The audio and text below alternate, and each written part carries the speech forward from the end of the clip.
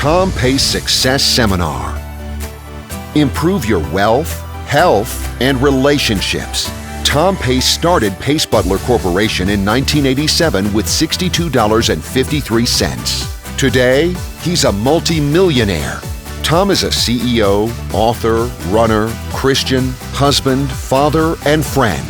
Join us at the Tom Pace Success Seminar for an evening of personal growth and learn how Tom overcame some significant challenges in life to become successful. The more I give, the more I live.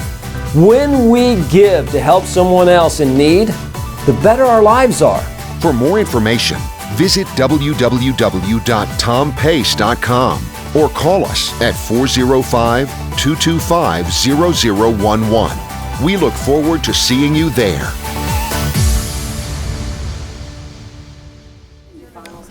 All right, well, it's 6:30. I like to start on time so we can end on time or early. What we're going to do is we'll start at 6:30. We'll have a break about 45 minutes to an hour into it, and then we'll go about another 45 minutes or so. Then we'll have another break, and we've got a couple of exercises tonight.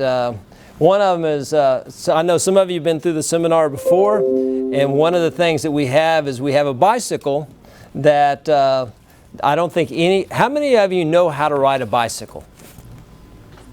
And the statement is, once you know how to ride a bicycle, you never forget it. And so you can always ride a bicycle, right? I have a bicycle that you cannot ride. It's true. Why would you do that to us, Tom? Well, I saw it on YouTube, and it costs $750. It looks like just a Walmart $90 bicycle, $60 bicycle. But I bought one. Have you seen it before, Edward? Yes. Okay. So, and Sandra, have you ever tried to ride it? Yes. So, it is rideable, but nobody in this room would be able to ride it tonight. A lot of people think they can. And we're going to do a little demonstration there on that. So, and of course, we'll be done at 9:30. And at any time, one of the things, I went to a class today to learn how to be a better CEO. And I've been doing this for years. It's an organization called Vistage.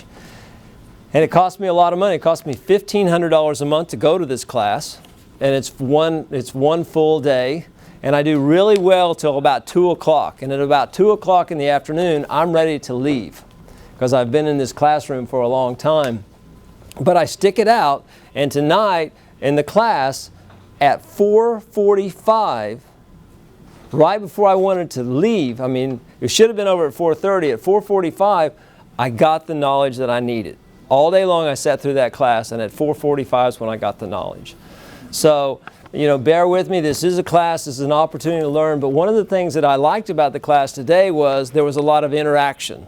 The presenter asked us questions and we got to participate. So I want to do the same thing today. If there's a question that you have at any time, feel free to raise your hand and ask the question, and I'll try to answer it to the best of my ability.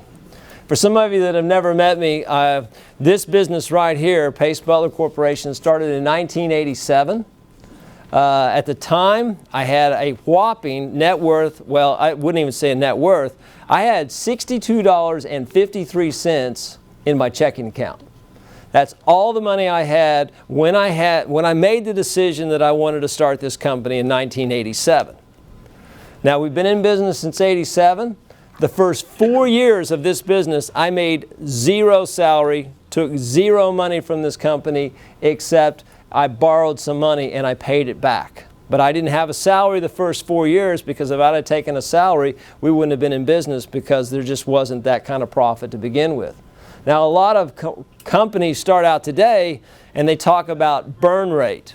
They get investors to put money into the business, and they have a certain amount of burn rate that's acceptable until they get on their feet. In America, the majority of businesses do not have the luxury of burn rate.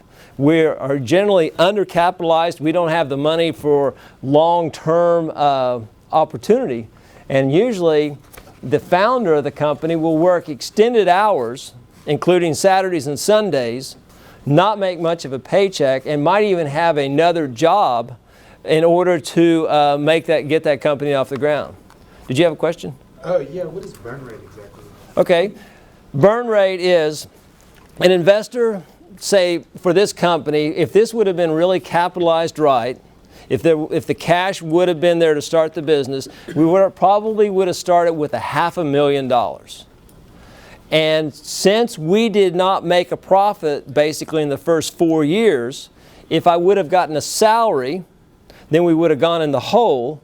And so the investors would have said, okay, we're going to put $500,000 into your business, and you can lose money for the first, you've got $500,000 to buy a building or to lease a building, to get equipment, to hire people, to train people, and they would expect possibly that I would lose money, maybe $200,000 or $300,000 before we turned it around. For instance, Amazon. How many of you are Amazon customers? How many of you use Amazon? Okay, the first years of Amazon, it lost money every year. It didn't make a profit. Uber right now is in the same situation. Uber is losing money every month for various reasons. It's a new corporation, it's starting, and it's losing money, but they say after a while, maybe 2 to 3 years, that company will start making a profit. So right now they're losing money. That's a burn rate. They're burning cash. Just think of it like that. They're burning cash. And when I started this business, I didn't have that opportunity to burn cash because there was no cash to burn. So that's what a burn rate is. So starting the business in 1987 with $62.53, this is what I know. If you want to be successful in business or you want to be successful in any endeavor, there are 3 components. Number 1 is you got to have an idea. You got to have an idea what you want to do.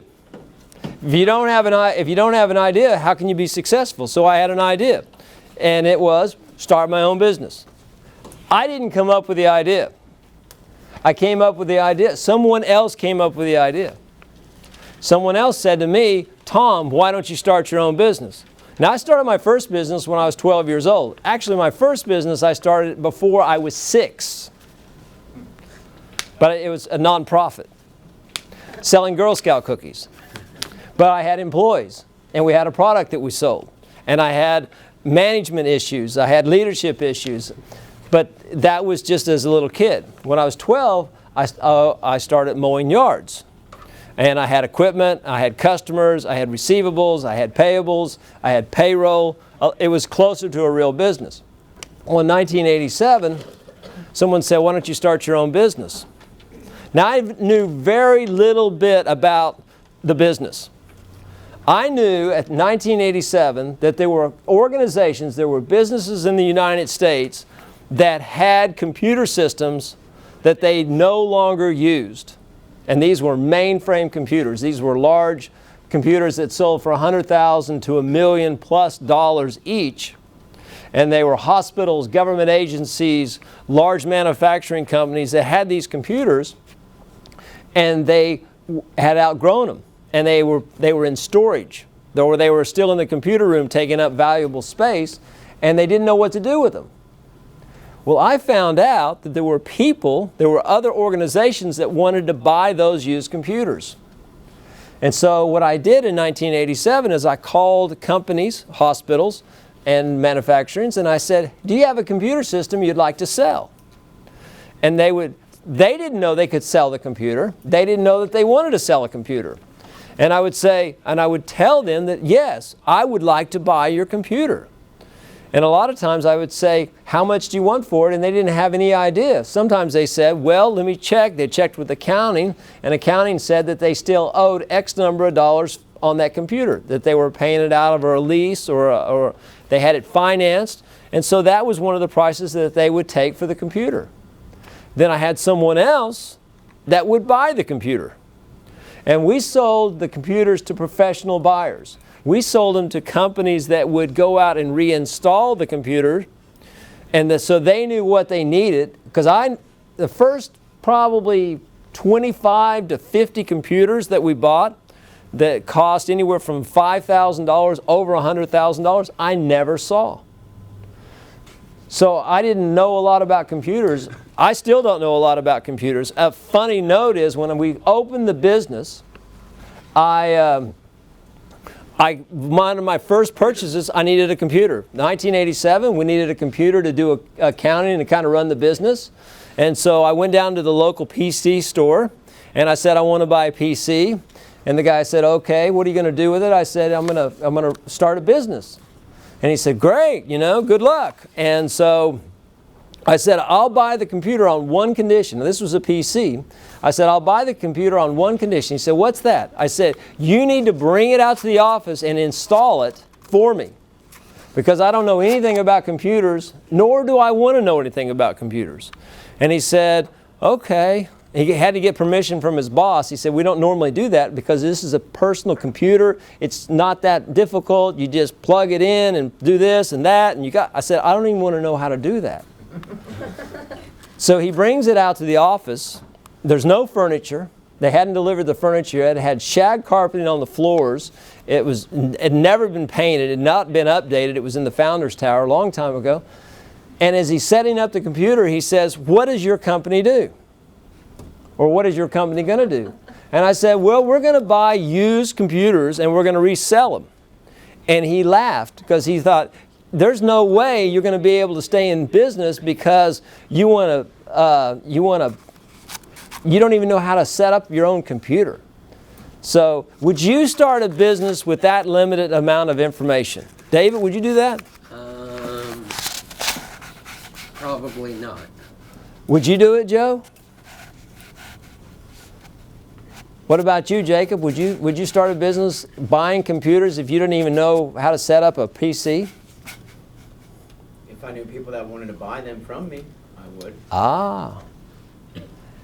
That's what whose knowledge I relied on was I relied on the people that were buying the computer from me.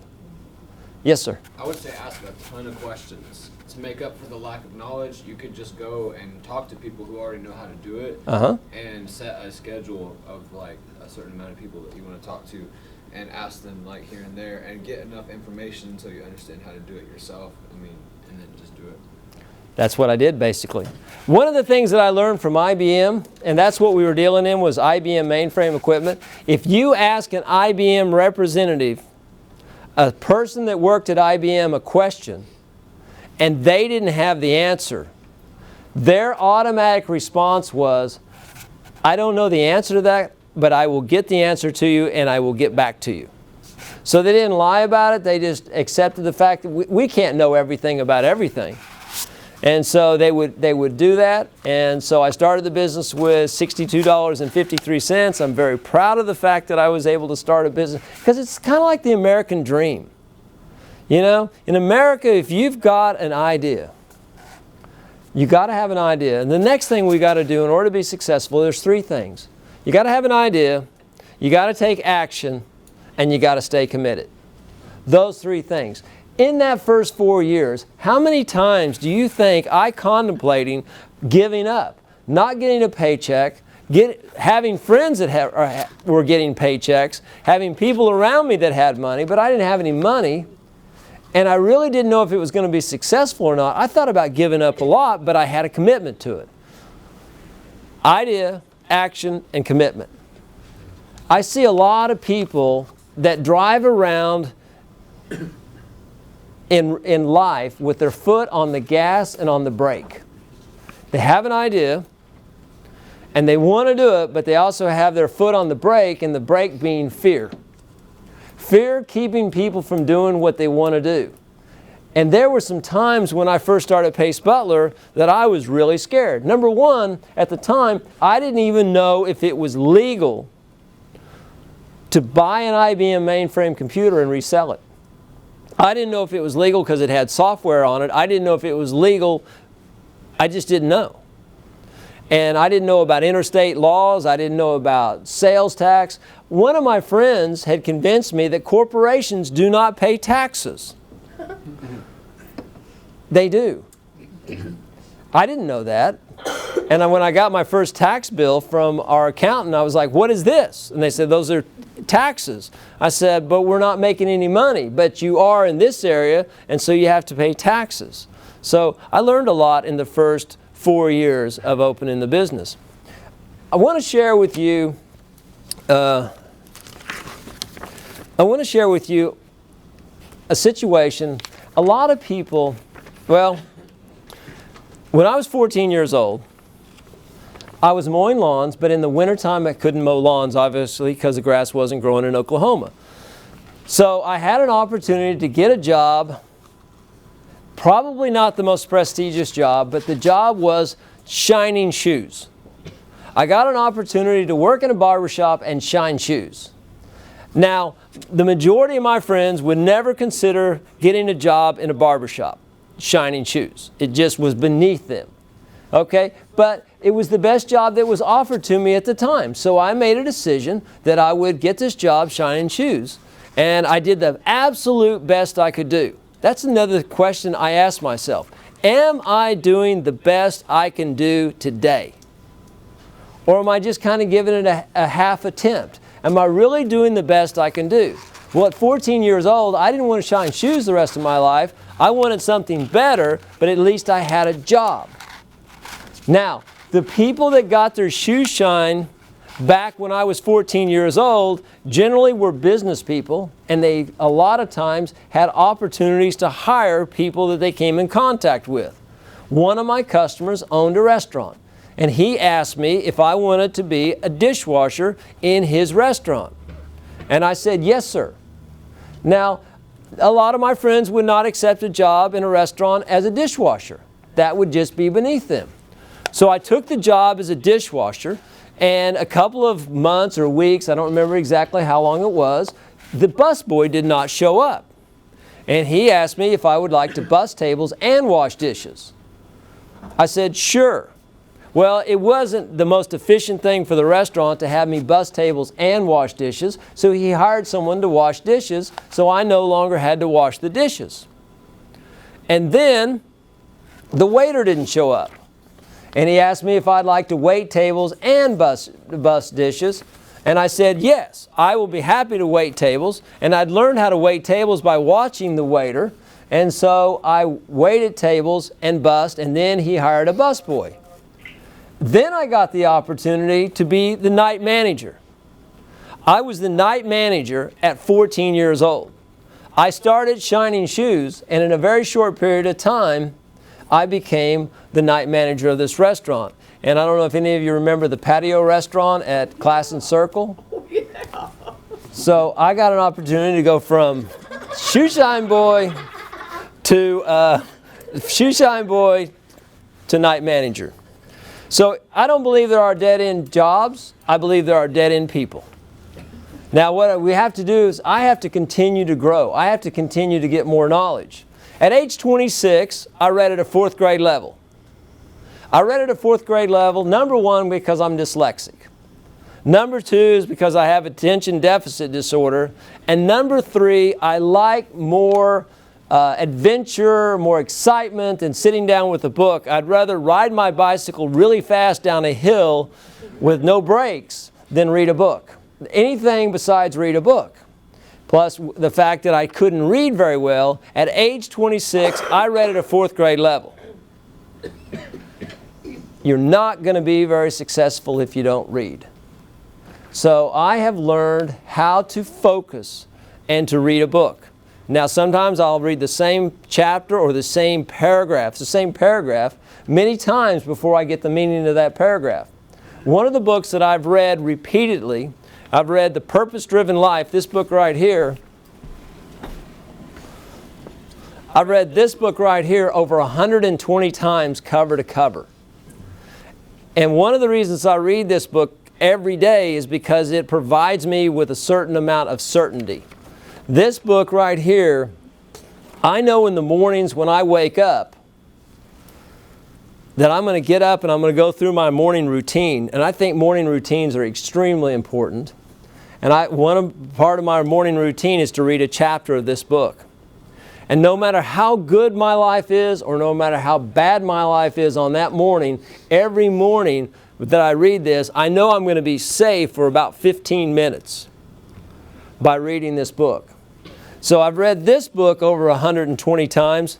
And I've read about 850 other nonfiction books. And I'm going to discuss some of those books that I've read and some of the knowledge that I've gotten from those books that has helped me to become financially successful, successful in my marriage, successful in my health. I'm 62 years old and I can run a marathon, 26.2 miles. I can run it nonstop. I can do 250 push-ups in the morning. And I am not athletic. I was not chosen first on the teams in school. But I have learned through the reading and through the coaching and through the mentorships that I've been involved in on how to develop in several areas. Now what I want to do is, everybody's got a pen and paper. I want to ask you this question. Write down your answer to it. You don't have to share it, the answer to this question. But I want to ask you, do you know what your 5 top priorities in life are? Do you know what's the most, let's try to, what is the most important priority in your life? Just pick one right now. What would you say is the most important priority in your life? Is it your family? Is it entertainment? Is it your work? What is the most important priority in your life? Just write down one priority in your life. Anybody got a question about what I mean by a priority?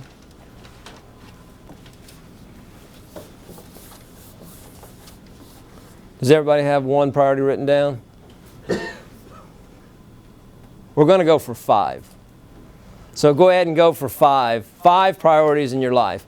And they can change. This is another thing. Just because right now this is just kind of an exercise that a lot of people never ever look at.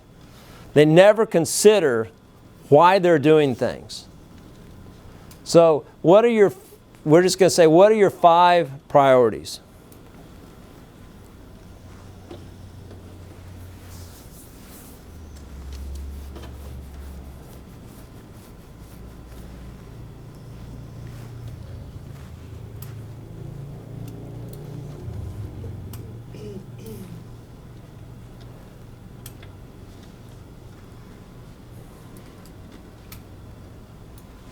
Anybody feel comfortable with sharing one of your priorities? Bree?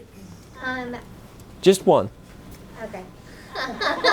Well, it kind of ties into like each other, because the whole reason why I'm driven to come to work is because I love my family so much, and I want to support them and ultimately be as successful as possible for them. So that motivates me and drives me to be so passionate and to love what I do.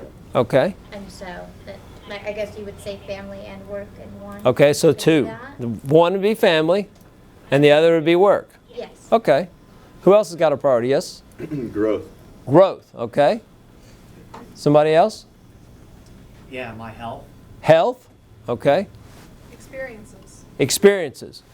Me. One of your priorities is you, okay.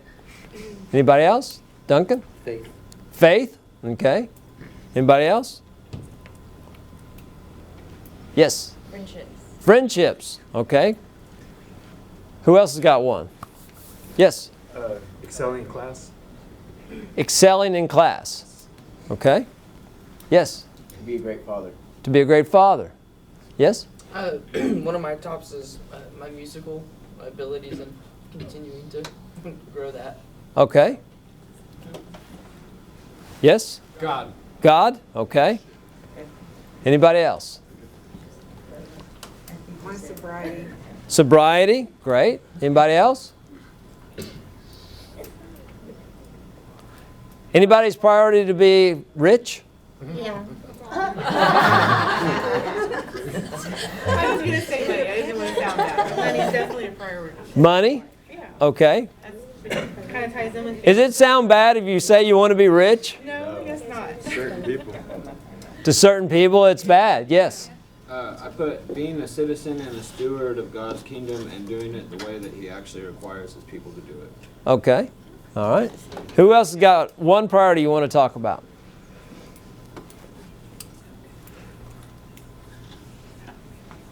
Okay. Yes.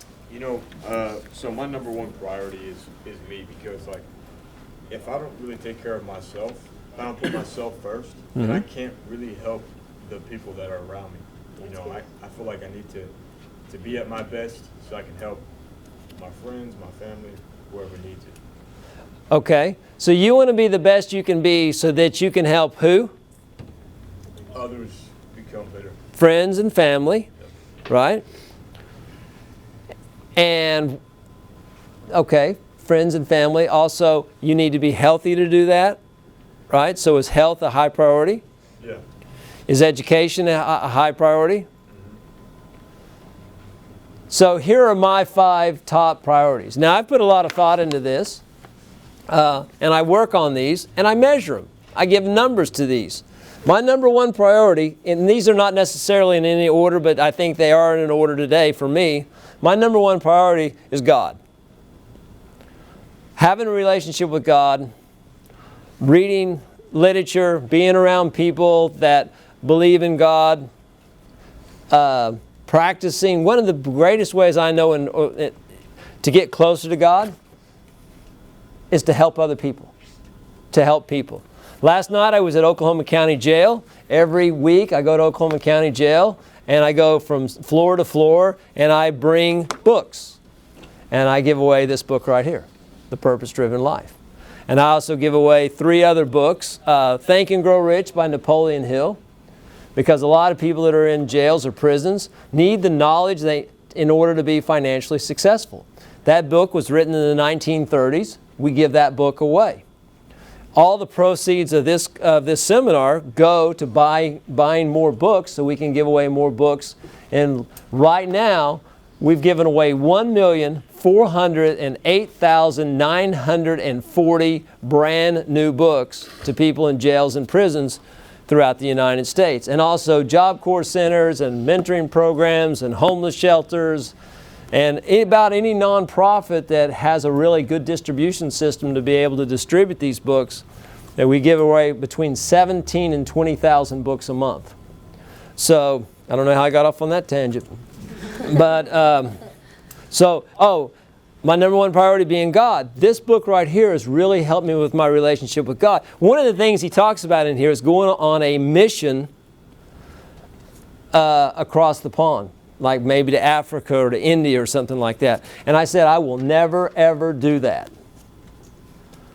So I ended up going to Rwanda because of this book. Because of this book and because the author of this book gave me a personal invitation to go with him to Africa, to go with him to Rwanda.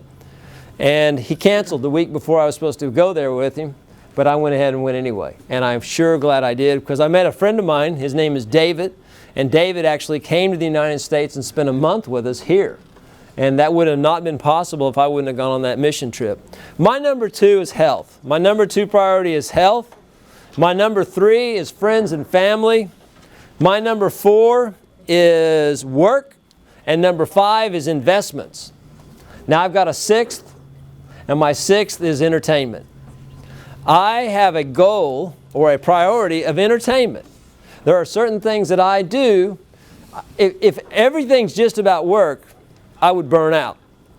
Kind of like the burn rate on the cash. I would burn out. So there are some things that I like to do for entertainment. One, I like to ski. Water ski, snow ski, I like to ski. I also love to run. Now my running is entertainment, but at the same time, it goes under number 2. It's health. At one time, I weighed 200 pounds. And when I weighed 200 pounds, that was too heavy for this small frame. And so I was running at the time, but I wasn't eating correctly. And today I've gotten my weight more in line with what it should be, and I measure it. And that's one of the things that I think successful people do, is they measure. They measure the important things. Whatever gets measured can be improved. So I measure things. One of the things I want to do is I want to measure. Yesterday I had a 9.2 day. On a scale of 1 to 10, yesterday was a 9.2. In order to get to a 9.2, I look at my top priorities. How's my relationship with God? How's my health? How are my friends and family? How's my work going? How are my investments going? And what about entertainment? So looking at each one of those is in the area of 9. My health right now, my energy level is incredible for 62 years old. My pain, I'm pain-free. I don't have headaches, I don't have backaches, I don't have any pain. My family, I got a great family. Just like all of us, I have an aging father who's 90 years old who presents some new opportunities or issues or problems, but we're working through them. And there's a lot of help to make that happen, and I'm not doing it by myself. I work at a great place. I got great people that I work with, friends. My brother made a comment the other day to me. He said, a lot of your friends, I think actually what he said, all of your friends work for you. Which is not quite accurate, but I have a lot of friends that work with me. And people that I work with are friends. My definition of a friend is interesting. What is your definition of a friend? I want to ask you, what would your definition of a friend be? Mr. Moore? Do you have a definition of a friend? I'm always around people that I work with or my family, so I mean, a friend is somebody that doesn't take advantage of you. Doesn't take advantage of you? Somebody you can go to. Somebody you can go to? Someone you trust and can share your deepest thoughts. Who you trust not to share with anyone else. Okay. Yeah, someone that you can literally speak your own language to, and they totally understand what you're saying. Oh. They yeah. All right. Yes. The Bible says that it could be considered someone that sticks closer than a brother. Okay. Who else got a definition? Yes. I consider a friend anyone who's personally invested in my well-being and vice versa. Okay. All right. Yes. Someone who builds you up and someone who you can trust and someone who makes you better and appreciates you for being you. All right. I think someone who is reliable in all aspects of your life, and likewise. Okay. Reliable in all aspects of your life. Leslie?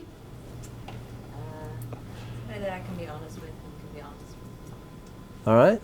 Anybody else? Yes. I think I might be a little bit generous with the term friend. It's people that I enjoy spending time with and being around. Even if it's for 15 minutes, that's a friend to me. All right. Yes? Yeah, and somebody that's fun to be around. So even if it's, just having coffee, sitting down, and kind of goofing off at times. Okay. Yes? Someone I share a mutual respect and trust with. Okay. Anybody else? I simplified my definition of a friend. I made it really easy. It used to be, somebody I could trust and somebody would be there for me and all that stuff. And is it Melissa? Is that right? I'm Audrey. Audrey, okay. Audrey, mine is kind of similar to yours. Okay? Mine is, I like me when I'm around them. I like people that make me feel good about me, and I like to make them feel good. It's kind of a two-way street. I just feel good about being around them. Some of my friends have stolen from me. Some of my friends say bad things about me when I'm not around. Some of my friends criticize me. Some of my friends don't want me to be successful.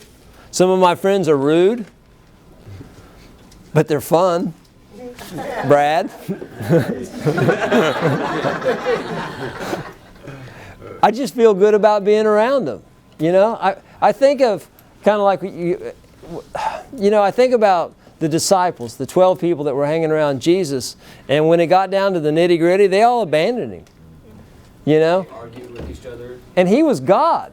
They abandoned him. I mean, God in the flesh. I mean, you're hanging out with the dude and they're going to he's going to have this little ceremony and somebody's not going to come out alive and you abandoned him, but I think they were friends and he got back with them when he came back to earth, so I don't know. To me, that's my definition of friends. Friends and family, work. I believe that it is our responsibility on earth to work. whether we're male or female, whether we work in a business or whether we work in a home. I believe when we go on vacation, when it's an opportunity for me to do no work, I can get by with about a half a day without taking any positive action, without doing anything that's productive. But I have to be productive. I have to maybe go for a run, which is work. I have to pick up trash, which is work. I have to clean the kitchen. I have to serve other people. I have to work. The harder I work, the more rewarding relaxation is, the more rewarding sleep is. If you've ever noticed, you drive into a upscale neighborhood where people might work 40, 50, 60, 70 hours a week, and the majority of the lawns are mowed. And the majority of the cars that are there are clean. But then you go to an area where there's high unemployment, where people are at home during the day. Their yards are not well kept. Their cars are not well kept. They're not well kept. And they have the time to do it. And I don't necessarily know why that is. It seems like the busier a person is, the better the quality of life they have overall. You know, a lot of people say, you know, working more than 40 or 50 hours a week, that's too much. And it might be. I don't want to watch a lot of television today. I believe that I'm on earth to serve. And my philosophy of life is real simple. My philosophy about life is the more I give, the more I live. The more I give my efforts, the more I share my resources with others, the more I live. When I was a kid, we lived in the smallest house in the neighborhood. And we were the poorest people in the neighborhood. And then between the second and third grade, we moved to a private lake in a neighborhood with smaller houses, and we became the rich people in the neighborhood. So we went from the poor people in the neighborhood to the rich people in the neighborhood. And I had a private lake. Now, I didn't deserve it. It was just that I was in the family. My father and mother, they were the ones that sacrificed for the house. I was just in the right family, and I was given this opportunity. Here was this beautiful lake, spring-fed in Oklahoma City. The water was clear enough you could drink it. Even though the lawns and so forth and the runoff from the streets, you could drink the water, and I did. And we could go fishing in it, and there were fish there. And there were always ice cream sandwiches in the freezer. And I became a very popular kid in the neighborhood. Kids wanted to come over and go fishing and go swimming and eat ice cream sandwiches. And that's, you know, in the middle of summer, I had all kinds of friends. And then one day, and I don't know the guy's name, the kid's name, but he said, "Tom, do you think these are your friends?" I said, "Yes." And he said, "No, they're not. They don't like you. They're only putting up with you because they like your lake. They like to come over here and go swimming and fishing, but they're not your friends." He said, "I'm your only friend." He said, "They're using you." And so I said, okay. So I called everybody up out of the lake, and they were all standing there. It was my first public speech. There were about this many people, maybe more, maybe less. I was probably in the 5th or 6th grade at the time. And I said, "You guys are just using me. You don't like me. He's my only friend. You all leave." And they thought I would lost it, but they left. Everybody but my friend. The next day, my friend showed up, and it was there wasn't a lot of energy, there wasn't a lot of fun, we weren't fishing, nothing was going on. We had a boring day. The next day I called him, I said, "You coming over?" He said, "No." I said, "Why not?" He said, "It's boring, there's nothing to do over there. I'm going to go hang out with Gary." I said, "Well, Gary's one of those people you said wasn't my friend." He said, "Yeah, but everybody's over at Gary's house and it's more fun." So now I was left at my lake house by myself with absolutely no friends. And that's when I realized that God, I didn't really realize it then, but I realized it as I became an adult. I have been given gifts. That lake was a gift. Living in America is a gift. Living on the northwest side of town is a gift. Being a business owner is a gift. These are all gifts. And to share it as much as I can, to give people an opportunity. Our company, we don't have a background check necessarily when somebody comes to apply for a job, because we're going to give a person an opportunity to have a job. And they need to have the right attitude.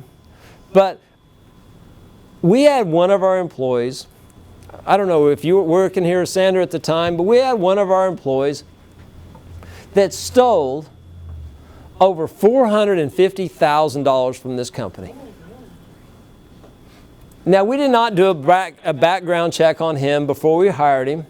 And if we would have done a background check on him, it would have come up clean. He did not have a record at the time. Now, we had several employees that were working here that had records. But they didn't rip us off for $450,000. He did. We caught him. He confessed.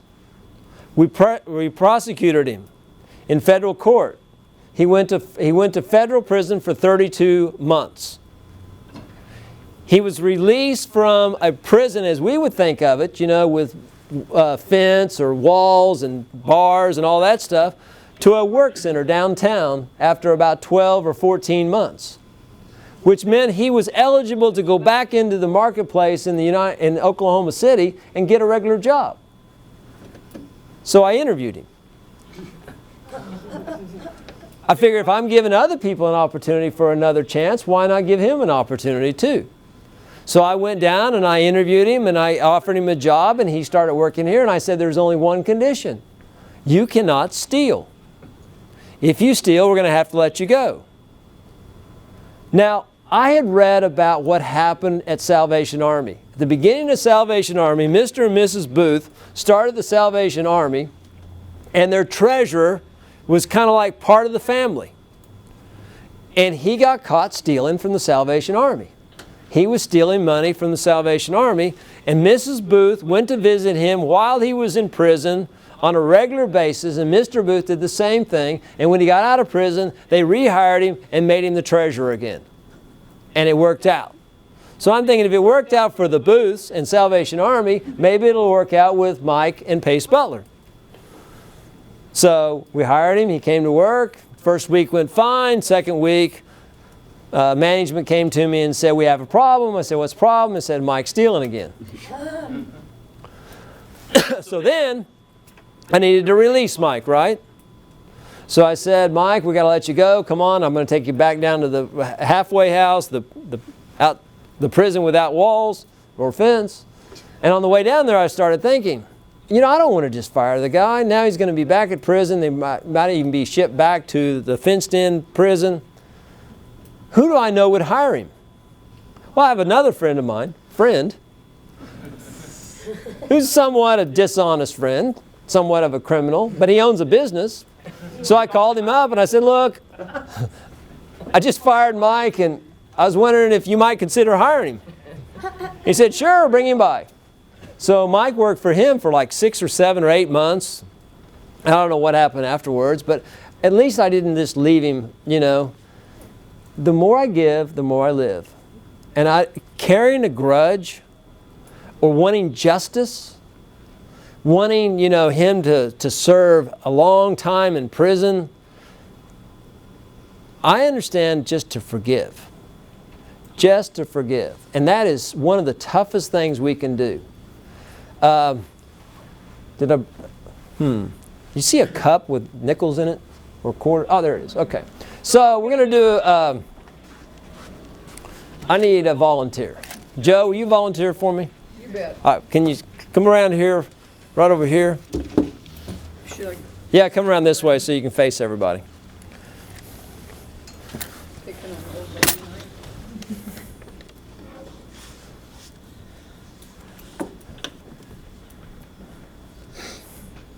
Okay, so all I want you to do, Joe, is I just want you to make a stack of quarters right there. One stack. Yeah, just stack those up. Can I count them? No, just stack them. love to count quarters.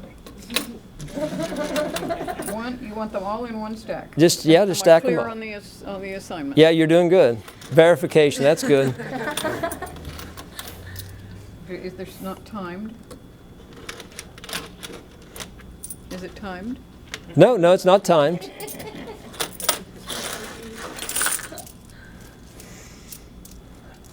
Where'd you get these quarters, Tom? Out of my quarter jar. Daughter's piggy bank. No, out of my quarter jar. Okay, Don't wheel the table. that's good enough. That's good enough right there, Joe. I'm not through. Well, all right. Come back and make a stack and stop when I say stop this time. I've never done this experiment before, so this is all new. I should probably practice these things before we do them, but.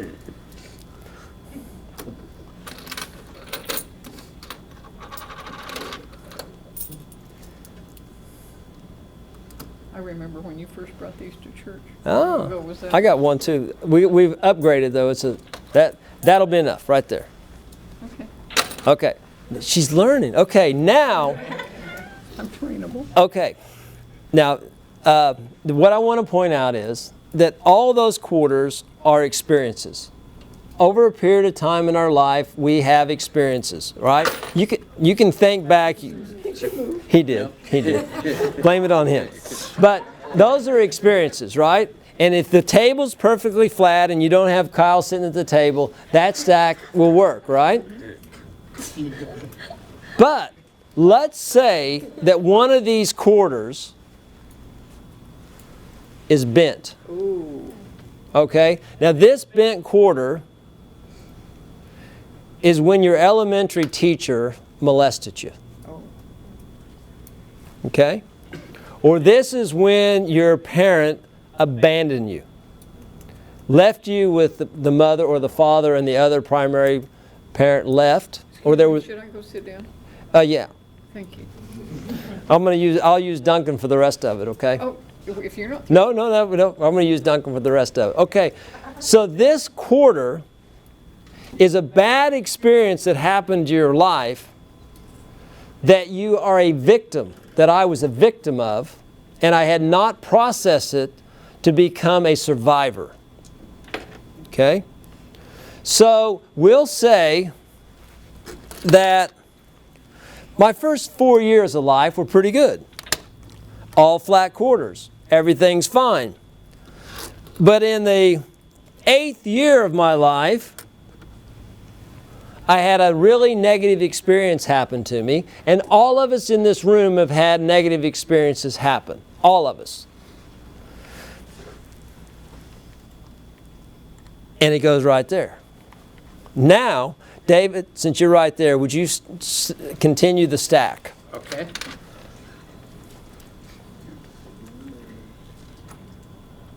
He stacked another 4 or 5 quarters.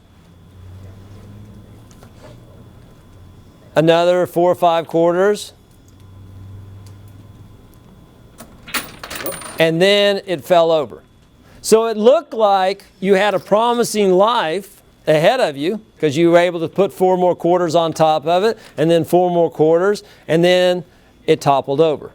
Now, Joe, you were able to stack it high because there wasn't a negative experience that was undealt with, and you were able to stack it up. But the problem is, none of us are going to go through life without some bent quarters in our lives. How do you get them out of there? That's a good, you can't, I don't think we can ever get them out. I'll never forget some of these negative experiences that have happened in my life. Now, I have, as far as being molested by a school teacher in grade school, put me into a state where I can empathetically understand what it's like to be that way. And I have found, since I've been able to start sharing this openly with other people, that I can help them to deal with their pain and to reframe it. If we're going to get through life, we've got to learn how to reframe, to look at a situation differently, to look at if you have a painting And it could be a really beautiful painting or it could be an ugly painting, but there's a frame, a picture frame around it. And if that picture frame is really ugly, no matter how beautiful the painting is, your eye will go from the painting to that frame. So the thing to do is to change the frame around the picture.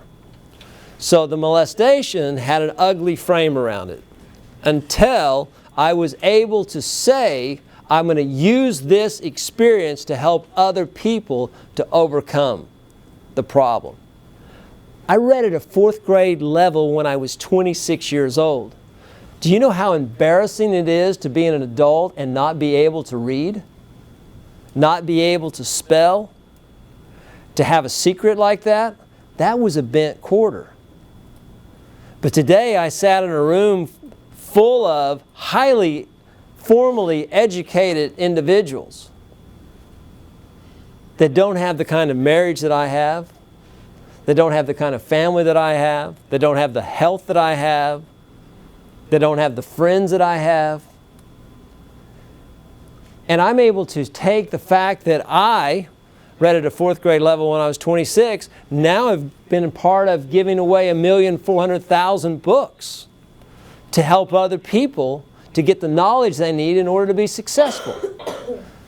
So every time I do something, every time I help someone else overcome these difficulties of this bent quarter, the fact I couldn't read, the fact of the molestation, the fact of all these other things. You think of the hurts that you've had in your life, every time I help somebody else with it, it helps to flatten this nickel. It helps to make, I'm able to take an absolutely negative situation that happened in my life, to flatten it and to turn it into an asset instead of a liability. A friend of mine said, you know, there's basically 4 kinds of people in the world. There are victims, there are persecutors, there are rescuers, and there are witnesses. When I see someone suffering, I want to help them to get through their pain. I'm a rescuer, but I've also been a victim. But I'm also a survivor. I want to help other people to get through their stuff. Oh, yeah. Victim, persecutor, rescuer, and the 4th one is witness. Oh, you said that and I forgot. Yeah, witness.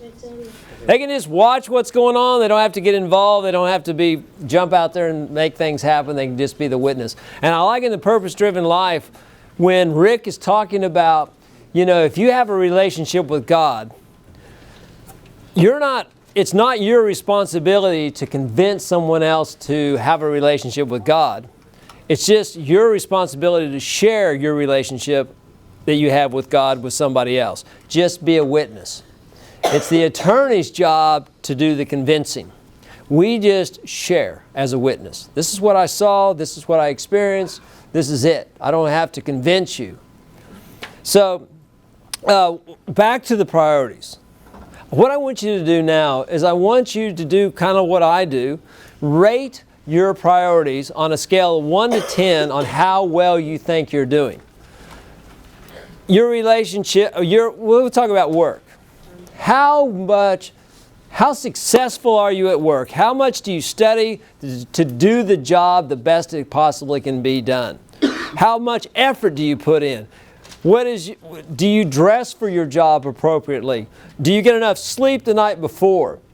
If you were to rate how well you work on a scale of 1 to 10, write down the number you'd give yourself. Anywhere from 0 to 10. And then do the next priority. Look at every one of your priorities and rate yourself on a scale of 1 to 10.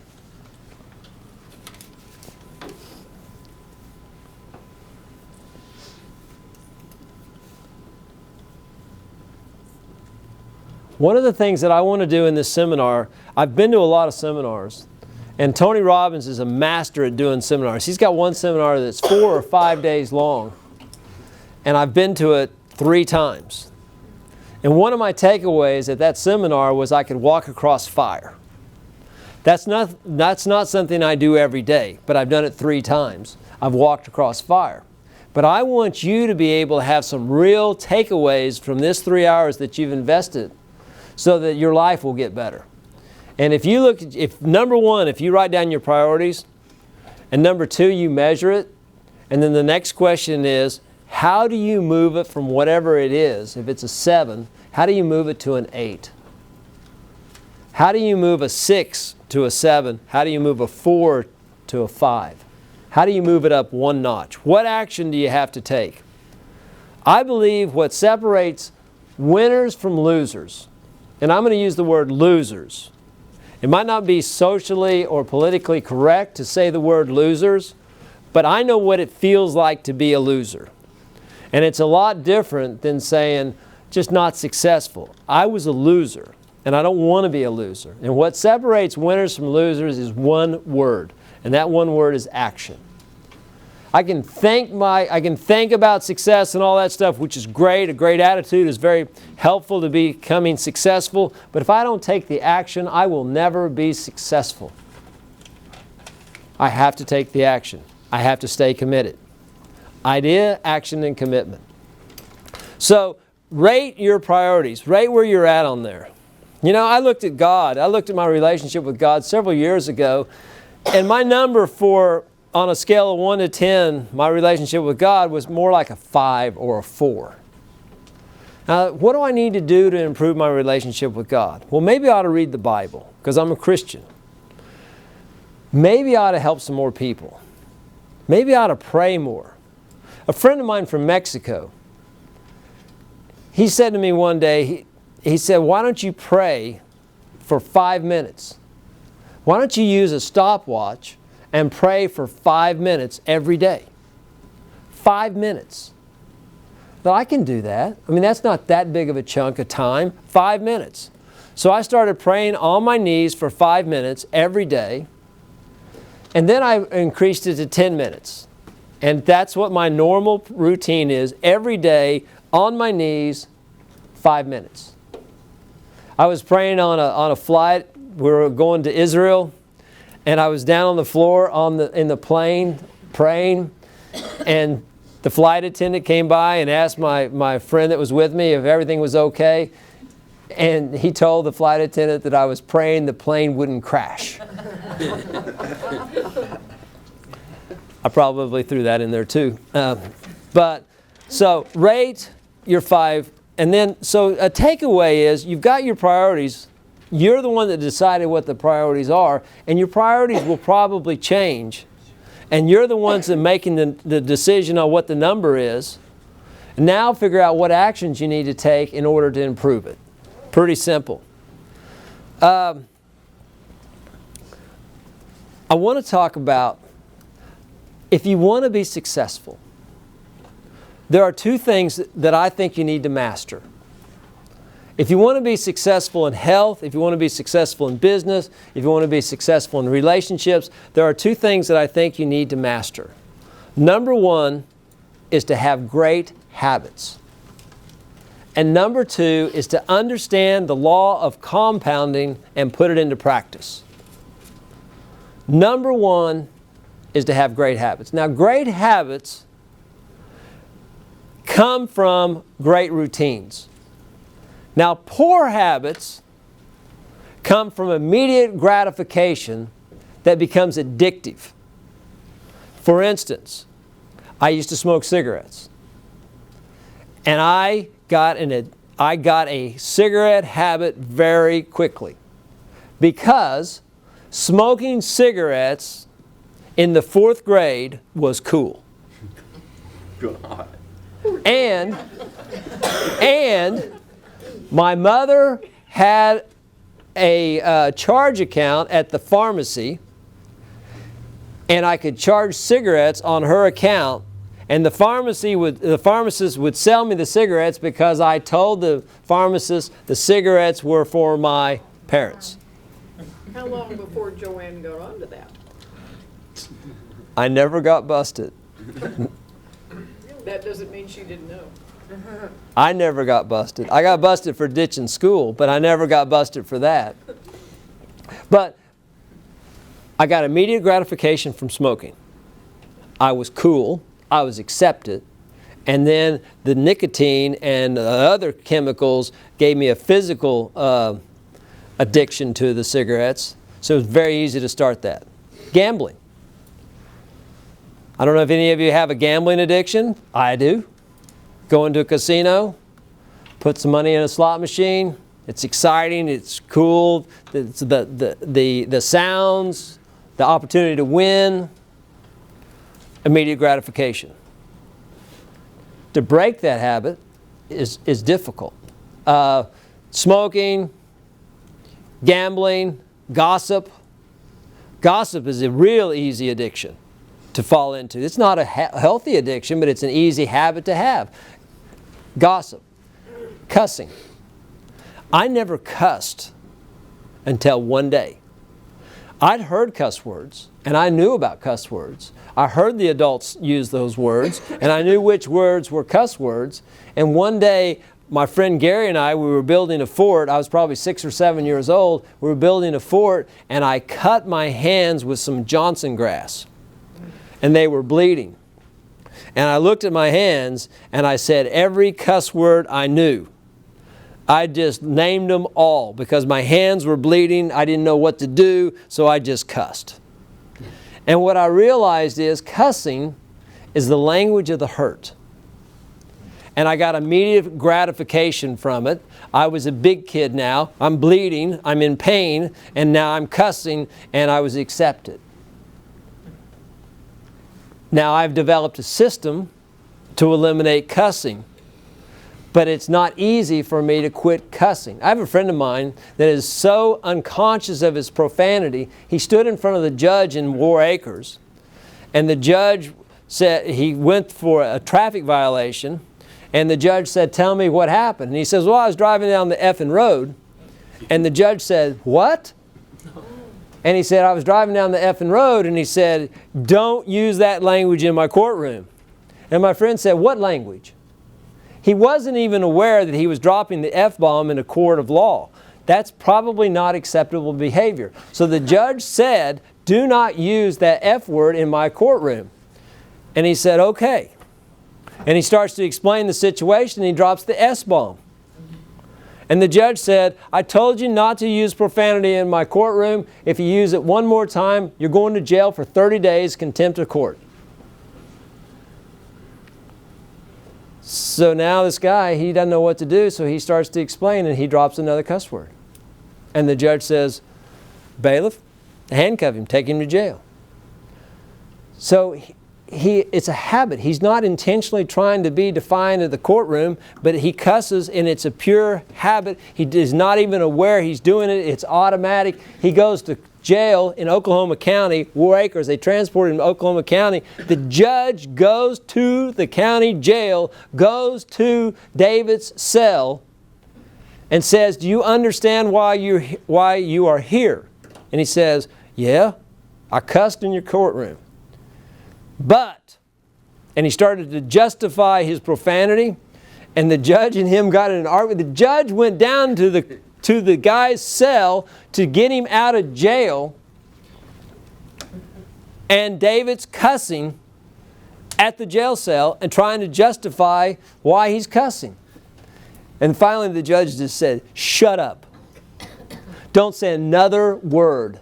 No words. If you get another ticket in War Acres, just pay the ticket. Don't come to my courtroom." And they released him. Now, habits are automatic. Habits are things we don't have to think about. They're automatic. There are good habits and there are bad habits. Every morning, 7 days a week, at 4:50 a.m., I'm awake. It took a year and a half of the routine of waking up at 4:50 in the morning with alarm clocks to be able to automatically wake up every morning at 4:50. This morning, 4:50. I'm sure tomorrow morning, 4:50. I use an alarm clock on my phone. It's in the bathroom, so I have to get out of bed to go turn it off, which is about 10 or 15 feet. But even when I forget to bring my phone into the bathroom and leave it in the car, I wake up at 4:50.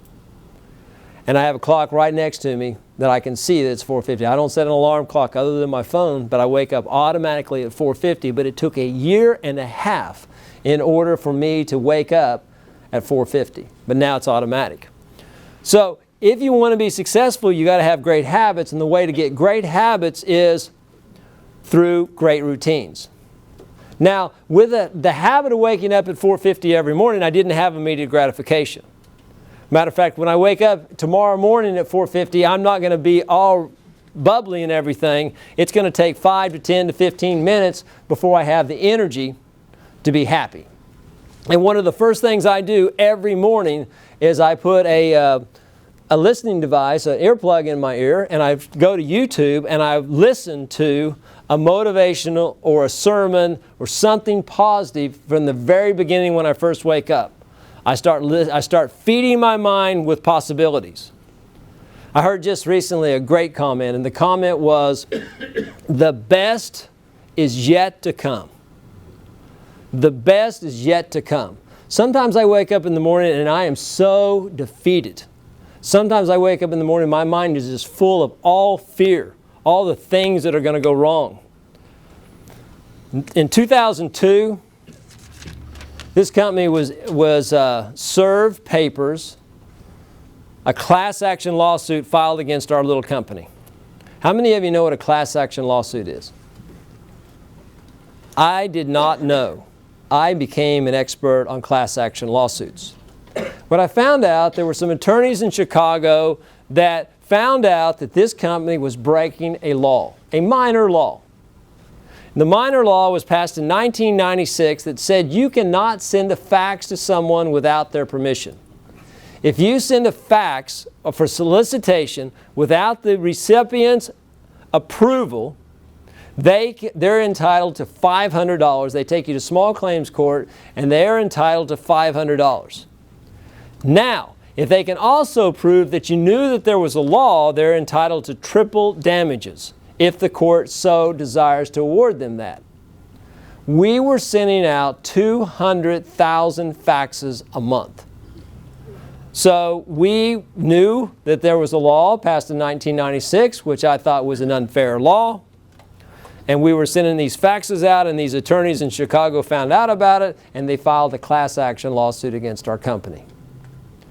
Now, I had a choice. I felt like a victim, but I really wasn't a victim. I had to save the company. What were we going to do in order to get through this? And every morning when I woke up, I was in fear. I knew we were going to lose the company. I knew we were going to lose our house. We had personal guarantees. We just went through a tremendous amount of stress. And one of the things that we did, Joe, first thing is I went to Leslie and I said, this is going either to bring us closer, husband and wife, or we're going to get a divorce. And my wife said, this is going to bring us closer together. She supported me all the way through it.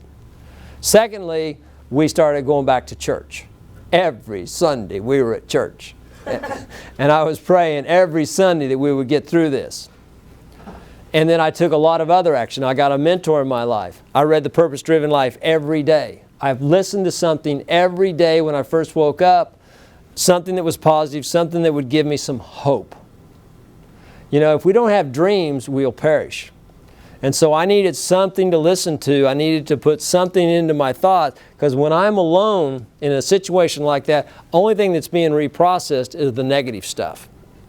So I continued to, I had that morning routine. Great habits. Great habits come from great routines. The law of compounding. The law of compounding should be taught in every school, and everybody should become a master at the law of compounding. And we're going to just do a quick little exercise, and we're going to start with $1,000. Everybody write down $1,000 on your paper. And we're going to use money because this is very easy to measure. But I'm going to share with you other areas of your life to use the law of compounding. Okay, so $1,000.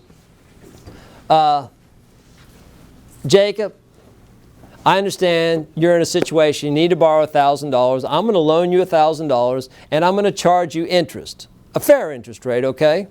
But since you don't have any collateral that you're going to be able to put up, and we don't have any history with you borrowing money, I'm going to charge you 20%. I know it's a little high, but I'm going to loan you $1,000 unsecured, and you're going to pay me back 20%. So if you pay me back 20%, how much are you paying me back? What would the interest be? Anybody know? $200 interest, so you pay me back $1,200, right? All right, so write that down. Now, Edward, I understand you got an opportunity to buy a really nice pickup. And guess how much, Edward, that pickup is? And you have no cash. $35,000. It's $1,200. And it's really nice. Where are you shopping? At a great place. So, Edward, I will loan you that $1,200 at 20%, and so you're going to pay me back. How much? $240. So $1,440, right? What did I start with? $1,000. Now, Nicole. Edward loves his pickup. He's paid me back now, and the engine on your car has gone out, and you don't get to shop where he does, so your car is a little bit more expensive. And guess how much it's going to cost to fix it?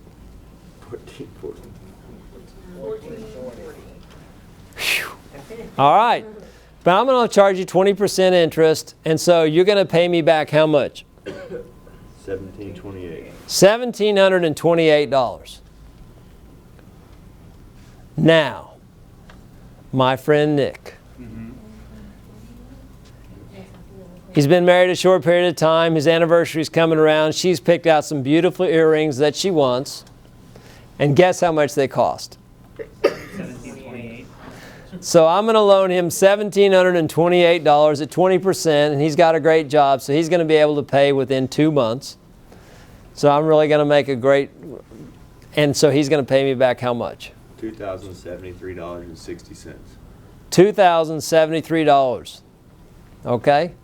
So first I loaned it to who? Was it Michael? Jacob. I loaned Jacob, and then I loaned it to Edward, and then I loaned it to Nicole, and then I loaned it to Nick. Nick.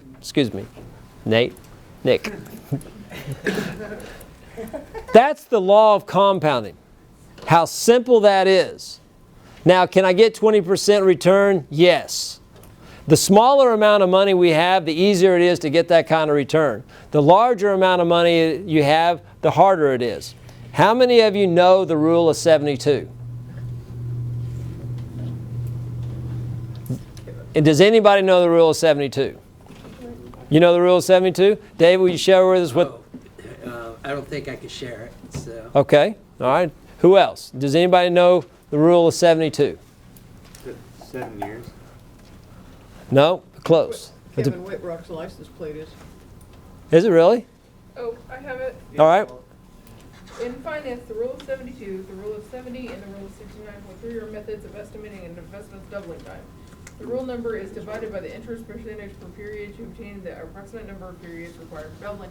I don't know what any of that means, but that's what Wikipedia. Okay. Every 7 years. So basically, if you take the principal and the return, so when I loaned Jacob the $1,000, and he paid me back $1,200, that was at 20%. So if you divide 20 into 72, what's that? 3 point something, right? 1, 2, 3, 4. So you divide the 20 into 72, in less than 4 times, the money's going to double from 1,000 to 2,000. So what about if your interest rate was only 10%? How long would it take for the money to double? 7. 8 times. 8 times.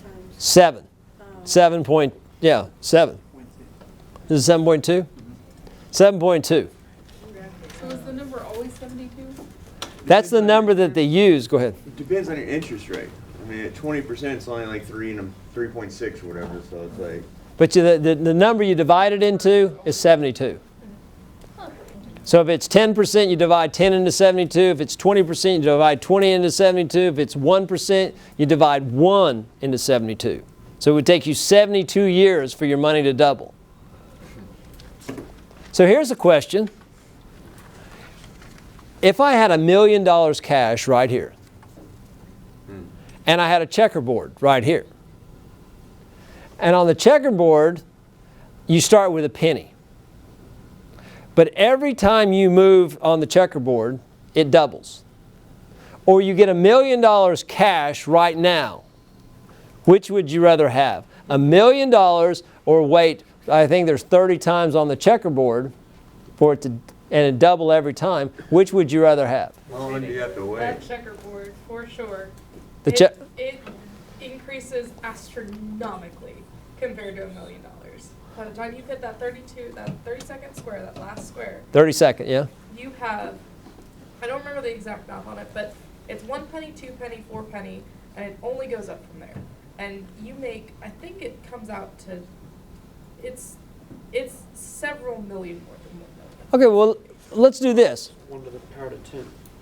$2, $4, 4, 8, 16, 32, 64, 128, 256, 512, 1,000, that's 1,024, 2,048, 4,072,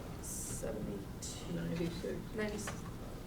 Yeah, 96. And then 8,000, let's drop the pennies, 8,000, 16,000, 32,000, 64,000, 128,000, 256,000, 512,000, $1 million. that's only like number 16 or 17. Yeah, that's 2.5 weeks or something. So it's not very long. That's the law of compounding. You can do the same thing with your muscles. Okay? When I first started out doing push-ups, I might have done 5 push-ups. And then from 5 push-ups to 10 to 15, and it just kept on going. Now I can do 250. Now, I don't do 250 push-ups all at once. I'm still working on that. But I did 100 push-ups in my first set this morning. That's pretty good. So I'm continuing to grow, okay? One of the things I want to talk about, let's do the bicycle. You guys ready for the bicycle? Okay, I want to talk a little bit about habits again.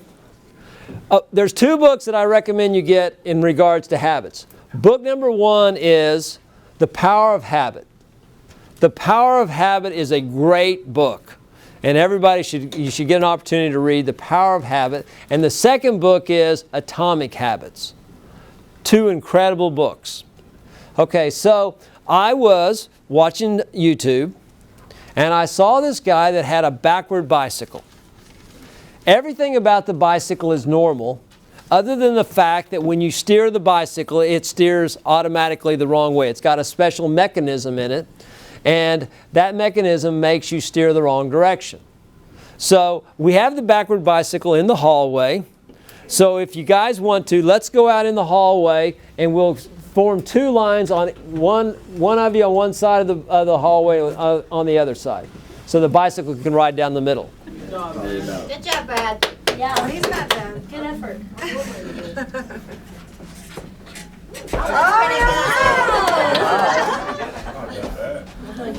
How far do they have to ride it to be Well, I mean, I think down to the end of the hall. Well, I was just in Thailand and we were riding on the left side of the road, so my brain's already kind of... Uh-huh.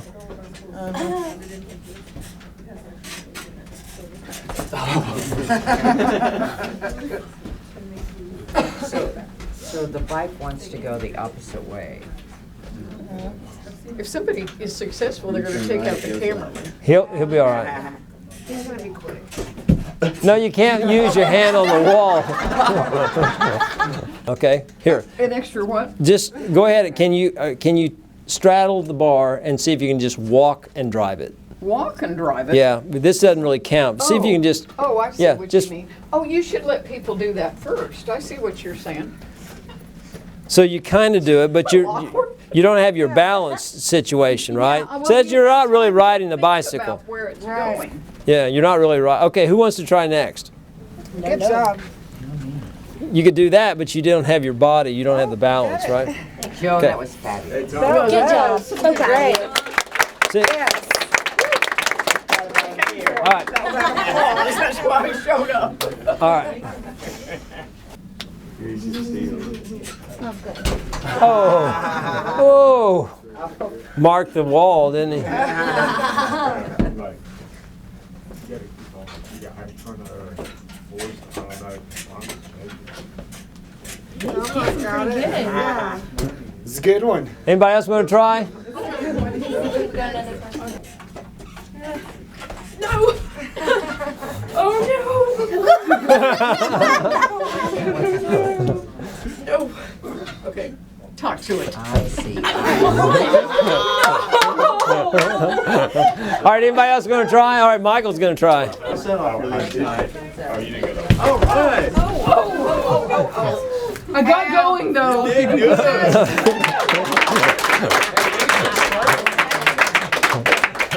Okay, so habits. You got to have great habits, and you got to understand the law of compounding. Habits are automatic. Okay, you can learn to ride the bicycle. Anybody in this room can learn to ride the bicycle, and this is the method. This is the system. Okay, everything's about systems also in life. You want to have your system like the one is what is the system you're going to do to improve your priorities, your competency on your priorities. Okay, what is your system you're going to use in order to be able to ride the backward bicycle? Well, the system's real simple. Every day for 90 days, you're going to practice riding the backward bicycle for 30 minutes a day. And not ride a traditional bicycle.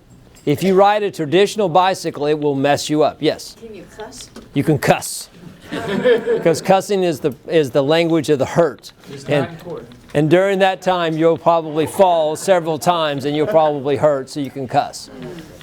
But if you ride the bicycle every day for 30 minutes and don't ride a traditional bicycle, you will probably learn how to ride the backward bicycle.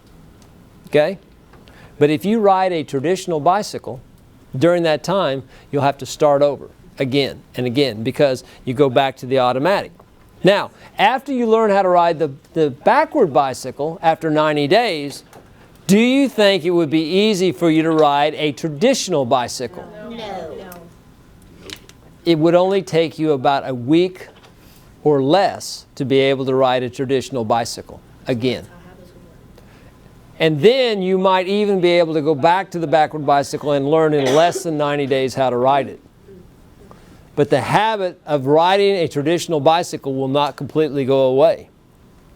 Nor will the habit of riding the backward bicycle go away once you've established it and made it truly made it into a habit. Okay? So the habits of getting up late, the routine of getting up, say after 10 o'clock in the morning, that becomes that routine becomes ingrained, and it takes a lot of willpower. Gary Keller in the book The One Thing talks about we all start out every day with just a little thimble of self-discipline. And what we want to do is take that little thimble of self-discipline and use it to create great routines that we do over a period of time, which become great habits.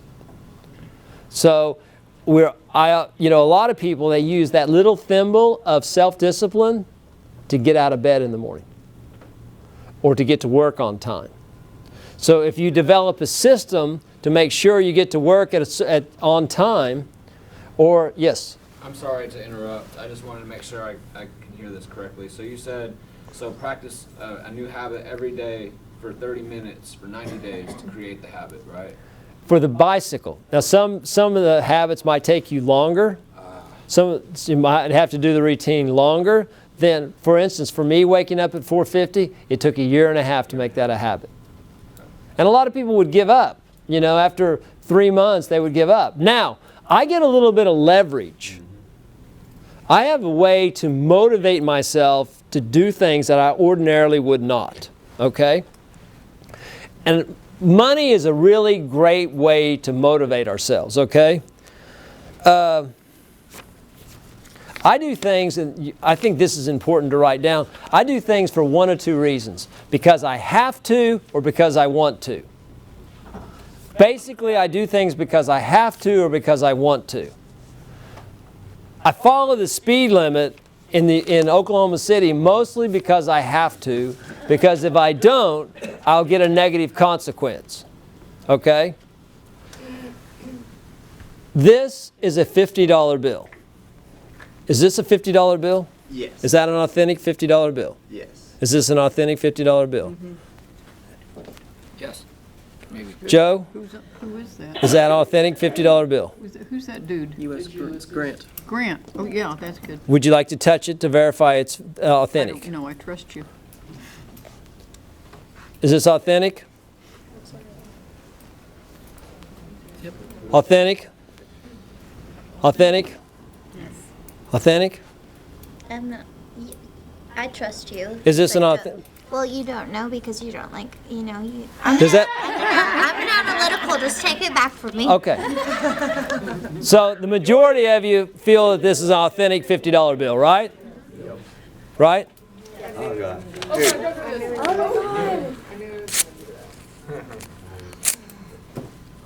Huh. What's Yeah, that? it's authentic.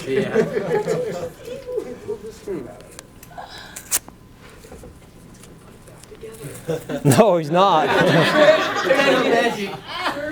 So did any of you get a really sour stomach as I tore this $50 bill up? Did any of you get mad because I tore this $50 bill up? I no longer think it was a real $50 bill. It's a real $50 bill, Joe. I almost said, ow. You're being motivated by your tearing it up. Joe, you just asked an important question. If I have a $50 bill sitting next to my alarm clock, and I know if I'm not out of bed before 5:02, I got to tear this $50 bill up, am I going to get up? Yeah. Either that or Some employers, if you come late to work, they dock your pay. They tear the $50 bill up or whatever it is in front of you, okay?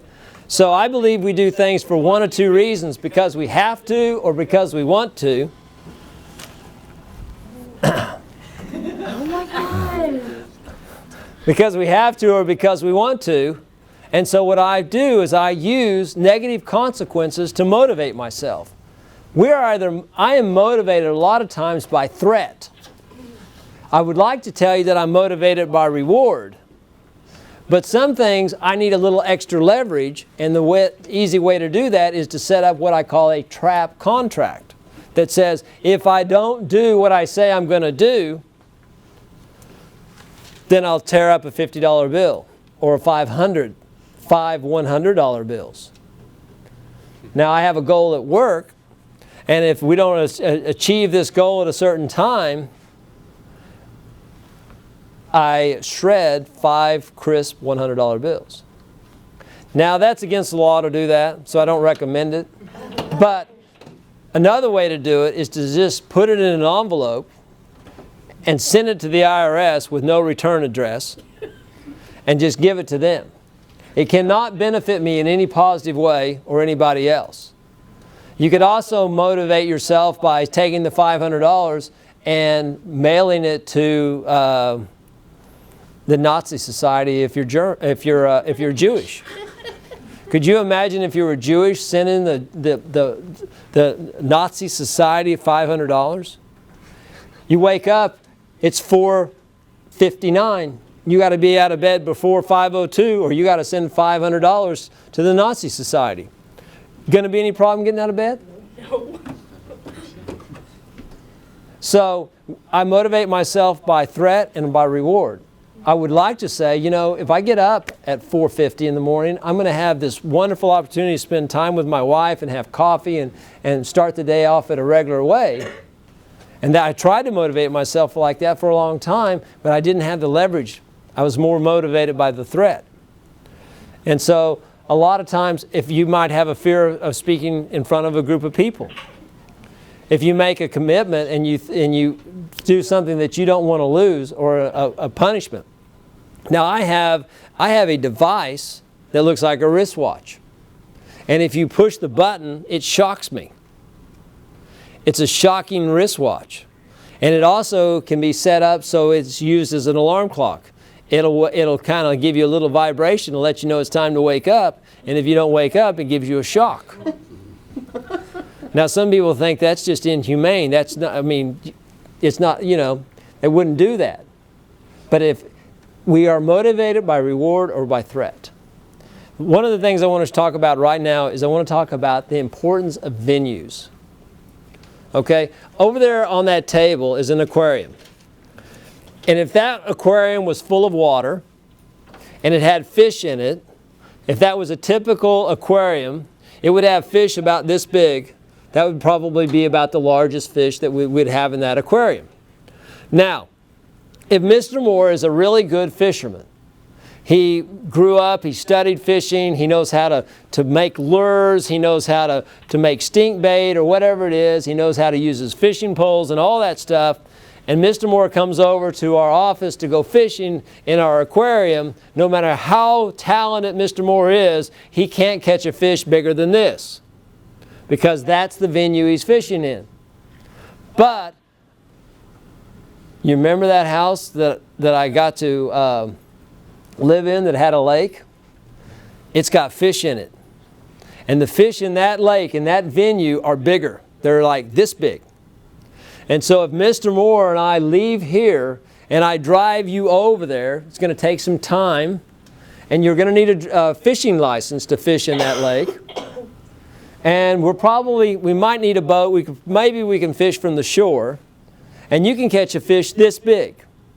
You cannot catch a fish this big in that venue.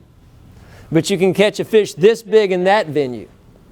But Mr. Moore wants to catch a ginormous fish. Ginormous, over 1,000 pounds. Where can he catch a fish over 1,000 pounds? So now, Mr. Moore and I are going to have to get in a vehicle and we're going to have to travel a long ways. And when we get to the ocean to catch a 1,000-pound fish, we're going to have to get in a boat big enough to take us out far enough to where the 1,000-pound fish live. And we could actually lose our lives doing that. The trip down there in the vehicle, we could have a wreck. We get in the boat, we go out into the ocean, a storm could come along and capsize the boat. And we're going to have a lot more invested. We're going to have the boat. We're going to have different equipment. You can't catch the fish that you catch there with 1,000 pounds. So you got to have different equipment, more investment, more time. But the venue allows you to catch a fish over 1,000 pounds. If you work at McDonald's as an order taker, and that's all you do, that's your venue. That aquarium. They cannot pay you what you could make in another venue. So at McDonald's, if you get a job, just like I got a job shining shoes, I had a small venue. But I did the best job I could, and someone came along and said, instead of working at Shining Shoes, the venue of the aquarium, please come to my restaurant, the venue of the lake, and I made more money. And at that venue, if I would have continued to read and continued to work hard there, I would have had an opportunity to go to the venue of the ocean. But I had a tendency to want to go back to the aquarium, to go back to a venue that didn't have as much responsibility. Being the CEO of a company like this, I have a lot of pressure. Every 2 weeks, I have a huge payroll to meet. Every month, we have to make sure we're compliant with all the taxes we have to pay, payroll taxes. We have to make sure insurance is done. The venue I'm making a living in is about the size of a lake. It's not the ocean. I don't have to worry about everything I say ending up on the front page of the Wall Street Journal. I don't have thousands of people right now wanting to sue me, like Walmart's probably got thousands and thousands of lawsuits worldwide suing Walmart for various reasons. Discrimination, somebody slipped on their floor, somebody got arrested for shoplifting, and now they're suing Walmart because they feel like they've got their rights violated. Walmart is definitely the ocean. Mr. Sam Walton, he started at Walmart and it was a little venue like a lake, but then it grew to be like the ocean. And now with over 400,000 employees and all these locations throughout the world, they're dealing with all kinds of issues. I would imagine that Walmart even has their own weather department. because of all the different variations, all the variables that they have going on. So what venue are you in? And you can change venues by the people you know, the knowledge you have, and your experience. You cannot expect to make hundreds of thousands of dollars being a order taker at McDonald's. But anybody that starts at a McDonald's as an order taker can learn how to do the next job, and then the next job, and then the next job. And they can work their way up the ladder. Chick-fil-A, same thing. You can end up managing a Chick-fil-A, or you can end up managing many Chick-fil-A's. A friend of mine that I've known for a long time, I met him when he was 18, 19 years old, had tremendous amount of potential, was misguided. We've been friends for a long time. Now he's in his 30s. And I asked him to come tonight to share his experience of where he came from to where he is today. And so, Brad, come up and share.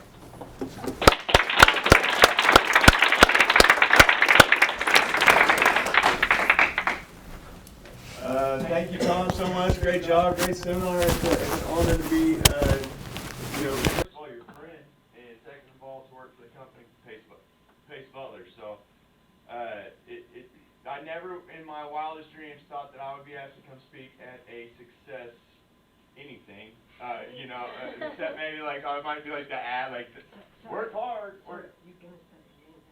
Oh God, this is even better. Microphone. Oh, thank you. Oh boy. So, like I was saying, like I never would have imagined in a million years I would have been asked to come talk about successful anything. I thought more like I'd be like, the commercials, like, this is your brain, this is your brain on drugs. It's like an egg frying in the pan. It could have been used as like a bad example for a long time, and I was. And I think like number one for me, I never really wanted to give it I always had that potential, and I kind of rested on that, like I'm gonna be something someday, just not today, and I was like so like scared to like really try, because like what if I gave it everything and I failed? You know what I mean? Like, what if I really dove into something? What if I put in 110% effort? What if I tried to the best of my ability and I failed? Or I wasn't good enough? I just couldn't get it done. And so like a lot of like the key for me, like the reason why I kind of stayed a loser, as you would say, is because I was so scared to give it everything I had and not win. Like that was like more terrifying than anything, because I could always like leave a job saying, well, I didn't even try. I didn't even like those guys. I hated working there anyway. I was looking for a job when I found that one, and there was some sort of, I don't know, like safety in that. And I met Tom at 18, 19, and there's something about him that just, I couldn't figure out like the, you know what I mean, like why. Okay, so there's this millionaire coming out to talk to people, and he really wants to help. Like, what's the angle, man? You know what I mean? Like, there's no way you just want to help people, And it turned out like I was attracted to him and Pacebutler, and like the things that he talked about and the way that he treats his wife, and I've seen him with his kids. And the first thing, if you want to be successful, find a mentor. You know what I mean? Like, that's just been my experience, and it's somebody that's got what I want, and it's louder than my head. Because my head's going to tell me to quit. My head's going to tell me to give up. He doesn't care about you. He's rude. He hurt my feelings, my precious feelings. If you don't have a mentor that's willing to hurt your feelings, then you need a new mentor. Because my experience with Tom being my mentor is he's not afraid to tell me the truth. And I trust him. And I believe he wants nothing but good things for me and my family. And that's how I define a friend, somebody that cares about what I care about. And I know that he cares about what I care about. And so like I came to work at Pacebutler a little over 4 years ago at an entry-level position, and I kind of got to a point in my life where I was desperate. Like I worked for Pacebutler in 2009, and like I come in and showed a lot of potential and all the great signs, Tom talks about like there's like camera flashes. You know, and a camera flash is something that's bright and quick, and it's over. And it's like, oh, wow, what was that? It's gone, you know. And then a shooting star, you know, something super bright and beautiful for just a little bit longer. You know, he's always telling me, be a guiding light, Brad. There's enough camera flashes and enough shooting stars in the world. Be a guiding light. Somebody that's going to be here, staying around, continuously putting out effort. And before, when I came in 2009, I was a camera flash at best. I did real well, and I'd always have been a great starter. Like I always have. Like any time that athletics, school, whatever, like I'm great for the first couple of weeks. You know, pretty soon they're not treating me right. I'm not getting paid enough. They don't appreciate me, or I need to go somewhere else. And it's like the consistency was never there. I never gave it everything. And when I came back after I left Pacebutler in 2009, I was really trying to kind of find my place professionally and spiritually and all the things that I was going through. It's like I kept thinking about Pacebutler, and I just remember thinking, like, if I could get one more chance. I never found a company that cared about my life like Pace. Like our company, you know, it cares about our relationship. It cares about my financial success. It cares about my emotional state. Like, it cares about my walk with God or whatever your creator is. Like it cares about all that stuff, and it's willing to teach me. Like we spend an hour and a half every Monday just teaching our employees how to be healthier in every way. You know, and so like the whole time, like I was out between 2009 and 2015 when I came back to work, I just remember thinking, if I could get one more shot at that company, I'd give it my all. You know, and I found myself in a place where I just wanted somebody who's willing to teach me. Because growing up, I was kind of, I don't know, hot-headed or knuckleheaded or whatever you want to. My grandpa used to say, Brad, have you heard the pop yet? Like, what's pop? Like, that's your head coming down your butt. You know, like, oh. No, I haven't heard it. You know, I'm looking forward to it. You know. And so I feel like in 2015, I heard the pop. You know, I was just so ready for somebody to be willing to teach me anything. You know, and I got in touch with Tom, and he said, yeah, well, I'm going to do something for you. And he showed up in my life in a big way and brought me on board at Pacebutler. And I wanted to give it my all, because like I had never looked back, like I never tried. I never like really tried, and so like I kind of dove in to the company, into learning more about myself and trying to get better. And mindset's everything. Like I started reading these books. Like I do not like reading books. I still don't like to read. It is. I mean it. It's a crazy thing, because as soon as I get done with the book or while I'm reading, I love it. Oh my God, this is so useful. This is awesome. I'm gonna apply this. Like I'm talking to my coworkers about it, but there's just something that's just I don't like to really sit still, you know. But I like the effect. I don't like working out, you know. It hurts. I'm sore. But I sure like what I live like 6 months in a row working out, you know. So it's kind of like a lot like reading. And so I came in an entry-level position, and man, I really just kind of gave it my all. And like the things that, like, I love what he said that like what gets measured gets improved. You know, like there were certain things that I could measure, and I was so grateful. I could measure what time I showed up. I could measure what time I left. I could measure how many calls I made in a day. I could measure how many new contacts I made. You know, there's a lot of things in my day that I could measure and then I could improve, because if I look at the whole thing, you know what I mean? Like, how do you eat an elephant? One bite at a time. You know, and I look at the whole elephant instead. Like, I just can't do it. You know, so like the things that I could look at and the things that are in my control, like I could even, and then it would like broaden. You know, if I was like tired during the day, I had to look at the fact, like, what time am I going to bed? You know, like, and I didn't understand, like, if I was really committed to being successful at work or during the day, like, I need adequate sleep.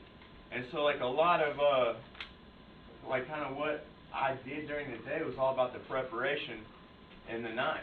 You know, like, the rest I was getting, going to sleep, the diet, all that stuff. So, you know, I came in, I just kind of gave it everything I had and continued to grow.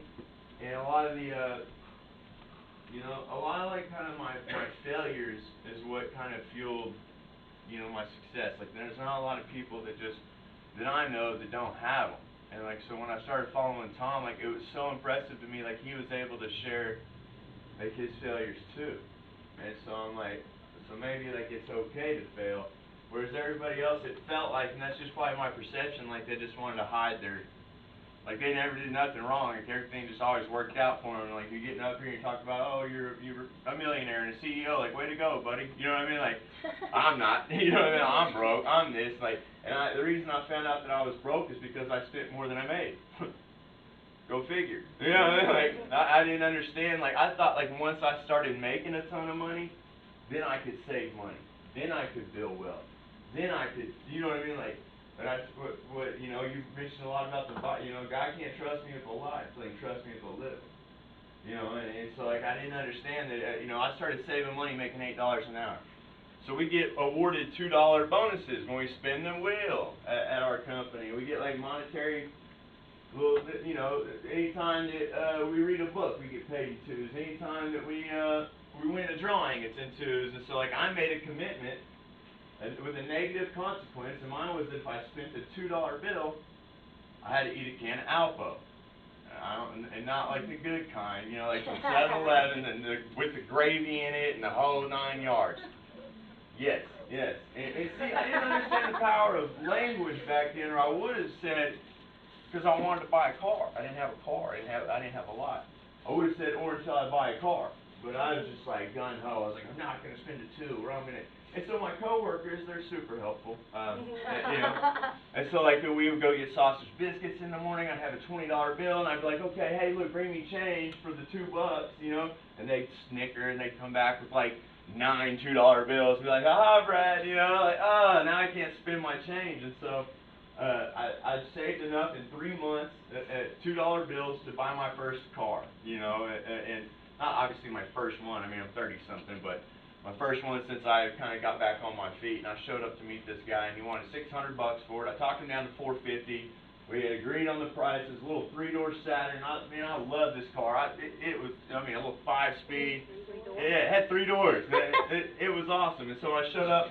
I had like $450 in $2 bills. And this guy's like, whoa, man, I'm not taking that. He's not real. This can't be real. These things are rare, and you've got $450 worth. Like, they're not. Like, so I had to go in the whole spiel. So luckily he took the $2. But I had to sit right here and eat a can of Alpo in front of the whole company because I had made this bet. But, you know, that's a negative consequence, and it helped me get that car. And from then, like, I wanted to know how to do it right. You know, like, for the first time in life, like, I wasn't trying to cut a corner. I wasn't trying to like, get away with something. Like, I actually got my license before I drove the car. You know, I actually had insurance on it. I bought the car, didn't have insurance for a few days, and I let it sit in my driveway until it was insured. You know, and I didn't understand that a lot of things about, you know, like, successful people, what they do is they do the right thing when no one's looking. You know, and so that was something big for me, and it was new. It was, you know, it just wasn't what I was used to. And so I went from, you know, my first month I only bought like 64 phones or something, like, and we're supposed to buy 500 to be a phone buyer, you know, but I was monitoring those, you know, I was rating accounts, I was making the calls, like the little stuff that I could monitor, I was, and improve on. And it's like the second month I got, I think, I don't know, 120, you know, and then the third month it was like 360, you know. I'm like, yes, like, some of the results are starting to pay off, like some of the activities, and I could see improvement. And like, I really got hooked on like, personal development and like looking at myself to see where I could get better and what I could improve on. And Tom mentors me every Wednesday still. Like, we go from about 4 o'clock till 6:30 at night, and that is for free and for fun. Like, he doesn't charge me. I don't, you know, and I'm like so grateful that somebody's still willing to take the time and invest in me when a lot of people they had kind of written me off, you know. And I know you know, for a lot of you it might be hard to believe, but you know, where Tom came to kind of recruit me was the Cleveland County Detention Center. You know, and I was sitting in jail, and I'd been there for 8 months because I had made some bad decisions, you know, and I had struggled with alcohol addiction, you know, and so I had found myself in county jail, and he always would take my calls, you know, and so, like, I kind of, like, you know, he showed up for me, you know, and when I got out, I wanted to show up for him, you know. And I remember I sat there for 8 months, and It was a Friday night, and I'll never forget it. It was October 23rd of 2015, and I was getting nervous because they said Armstrong bunk and jump. It's time to go. You know, he showed up in a courtroom on the 21st of that month, 2 days prior, and said, Brad's not a bad guy, like he's a sick guy, and I know what it takes sick people to get them well. Bad guys need to go to jail. He's not one of them. He's a sick guy that needs to get well. And the judge listened to him. And I was getting scared on Friday night because they told me it was time to go, and I was walking out the door, and I just thought, I've always walked out and got back in trouble. I've always got out and then got in more trouble. And I walked out, and to see Tom's smiling face, and his arms open, and he walked me to the car, and his wife Leslie and Abby were there. You know, for the first time in 8 months, I felt like a human being. You know, and he didn't feel scared to put me in the car with his family. I jumped in, they all hugged me, took me to Golden Corral where I ate for about an hour and a half. And they patiently just waited and watched me consume more food than they'd probably seen a family eat in a long time. And that was my start.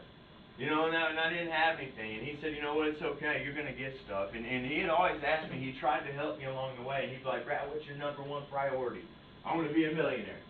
And I can see him now. That must have been interesting for a guy like me to be saying. And he was like, that's not going to work. And it's been my experience. Like my priority has been a relationship with God or a sobriety or like that is what I pursued, and money has followed. You know, every time I was chasing money, I couldn't ever get anywhere because I was cutting corners, because I was doing things that that just weren't healthy. And habits and routine have saved my life. They've built character in me that I didn't know I had. You know, that potential that everybody said they saw, it harvested. Without a routine, without habits, like all this, you're just throwing Hail Marys in certain directions. And that's like the law of compounding. Like what we did is we went over it monetarily speaking, but your character can compound, what I learned. You know, when I show up and I work hard for a number of days in a row, like I become something different. I become someone different. Like I turn into the person I was meant to be. Because I never meant to end up in Cleveland County Detention Center one more time. You know, and so like when I had the routines and the healthy habits, and I understood the law of compound, like other things in my life developed. You know, and the healthier I get, the less attractive those those bad habits become. You know, when I was picking my mentor picked me. It's like when I look at people who I want to be like, it's the way they treat their friends. You know, it's how they participate in their family. You know, it's what they are in the community. You know, it's what, there's a lot of, finances is one of mine as well. Like, I want to be rich. Like, and I don't know if it's necessarily for the money, but what I can do with it, the people I can help, the things that I can influence. I don't know if Tom would have showed up in the courtroom when it was Judgment Day for me, if he wouldn't have been doing the things he was doing consistently for a number of years and been a business owner and been the person he was, I don't know if the judge would have listened. You know, and I don't know if my mom would be getting to sit in the audience right now while I'm up here having this talk, or if she'd be visiting me through a glass wall. You know, and I owe that to someone else because it's been done for me. You know, and if I don't get, learn, teach, do. That's what Tom White said. Learn, teach, do. You know, and I've learned. You know what I mean? Now it's time for me to teach, and now it's time for me to do. Like it's an honor to be able to be here right now. You know, and it's an honor for me to be able to give back. You know, so I want to be the best leader I can be. I worked hard. I came in here, and like that fourth month, I hit 500 phones, so I became an account rep. You know, I take pride being an account rep for Pacebutler Corporation. You know, and so I continued to work hard, and I didn't stop doing the thing what I had always done. As soon as something worked, I made it. You know, I mean, I let my foot off the gas. You know, and I could never build a life like that. And this time I didn't. I kept doing the things that got me where I wanted to be. And within 7 months, I was a senior account rep. You know, and then within 11 months, I became a major account rep. And that was the highest position we had at Pacebutler as far as the buyers concerned. And I didn't come with a background in computer. I remember learning to send emails was tricky. For y'all that don't know, like in a company, they have like a reply all button. I didn't know. I would reply all. I'm sending the whole company like replies that I think I'm sending to my buddy. Haha.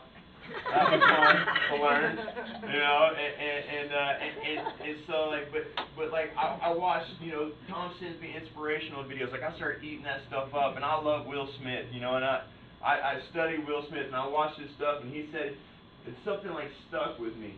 He was like, look, everyone's like, man, Will Smith and the Fresh Prince of Bel-Air coming up at that time that he did, like there wasn't a lot of African American guys getting the recognition that he got. And he's like, what's the secret? How did you get that? And he said, you know what the secret is? He's like, I'm not the best looking. Look at these ears. You know what I mean? It's like, I'm not the funniest guy. He was like, I'm darn sure I'm not the sexiest guy or whatever. He's like, but you will not outwork me. He's like, I'll die on a treadmill next to you. And I'll show up every single day. If I've got the flu, if I've got this, he was like, I won't quit. And I just remember that resonated with me. And that's one thing I don't do. I don't call into work. I've been here 4 years, and I don't take sick days. Like I took 3 sick days and ended up in the emergency room with the flu. Like you know, if I'm calling in sick, something's wrong. You know, and it's like I can feel bad at work. You know, it's just that's the law of compound. Like I don't want to quit. Like I don't want anyone to outwork me. There's somebody always willing to do my job for less. You know, and I want to be the best at it. You know, not just because of the pay or the whatever. You know, Tom always says, become a millionaire for for what it'll make of you, not the money you get. You know, and I continued to work hard. And a year ago, I got promoted to president of Pacebutler Corporation. You know, and it's like it's still been a dream come true. I mean, to not only to get to pay that back to serve Tom as the CEO for the company that saved my life, but because like I care about our company, and I care about your chance here and your opportunity. And what's so cool is like everybody that comes to work here has the exact same opportunity. We all get a chance to become whoever we want to be. Like it's just through commitment and action. And like what is incredible is like you don't have to like have some like knowledge. Like just be open to learn. You know, like, I don't know a lot of companies that are willing to teach you the things that we get taught. You know, so like if you're here and you're searching for something, you know, I would definitely look at who you're following, and I would in your venue. You know, Pacebutler was a perfect venue for me because it took the time to develop me and teach me exactly what I needed to know. And still, like I still want to grow. I still want to learn. Obviously, I've got a long way to go, but I'm grateful to be around people that care enough about me. That take the opportunity to teach me things and tell me the truth. So, Tom, thank you so much for asking me to do this.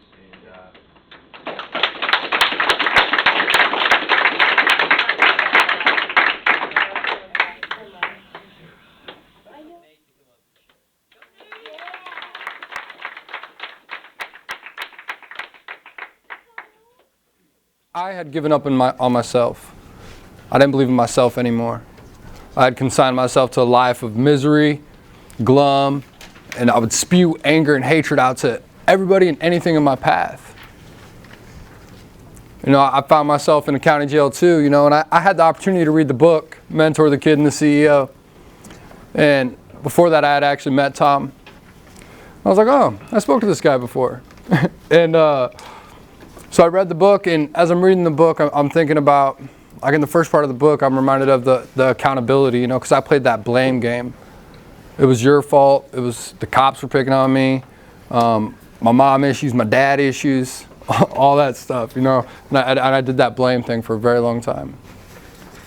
And I'd lived like that. And I'd given up on myself, like, I was like, this is what it is. And I signed up for it, and that's what it was going to be. That was my lot, and I was going to feed it. And then that accountability factor comes in, and I'm like, I can have a different way of life if I change my attitude, if I do different things.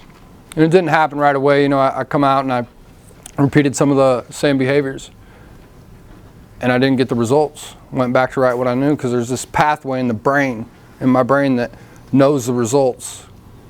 Filters back down when something gets difficult. Filters back down to that pathway. That pathway that's just beaten in there. I know how to run. I know how to cover it up, and I'm learning how to face the difficulties. And most of them do start with the routines. No matter what, I don't abandon my routines. And well, I take that back. Sometimes I do, and it's I've learned from those though. I've learned from those, and so I get right back into my routine when I get enough pain. I get back into the routine real quick. Because I'm a person who's been arrested 74 times, been stabbed 4 times. It's I know where the old stuff gets me, and it gets me there fast. So when I wake up in the morning, I hit my knees and I pray. Usually before I even get to the bathroom. And I do ask God to work in my life. I ask Him to enter me, work through me, with me, and use me. And the catch to that is sometimes I get put in situations that I'm not necessarily comfortable in, but then I got to remember I asked God. I asked God to do this. I asked God to do this first thing in the morning. And so for me, it's like that's got to be there. That has got to be there. And then I do some meditation. And one of my big things is looking at the stars in the sky, because I see the moon, I see the stars on the clear mornings, and I see them, and they're so bright and powerful. And the same God that created those stars thought it was necessary to create me too. So it's a really humbling love. Like, hey, look, you're not that big a deal, but God still made you. So that's my little humbling meditation to start. Then I send out good vibes or wherever it takes me. And then from there I go back in and I pray and I read out of my Bible. I read the Bible. For my first year, all last year I read Proverbs over and over and over and over again. Because there's 30 Proverbs for the months, or for the days of the month. And then I go into a workout routine, do some kind of physical exercise. And it doesn't matter, because something's better than nothing. Get that blood flowing, ups that self-esteem. Listen to YouTube. Listen to I like Christian music, inspirational music, something like that to get me in line with my Creator, with God the way that I understand Him. Puts a smile on my face. And then I read if I have time, or I head out to work. And that's the way that I start my day. Like that's the base. That's the base for the day. And then coming to work, I don't miss work either. I'm the type of person that I okay it for one day, make it acceptable for myself. Then next thing you know, day 2, day 3, next thing you know, I'm calling in 4 days out of the month. Then before you know it, I'm up to that old pathway is getting worn. I'm back into those old behaviors. So for me, for myself, it's important to get into work every day. I've come into work before and ended up having to leave because I wasn't feeling good, but I made it to work anyways. And I think about the path. It's a true gift to even be standing here today.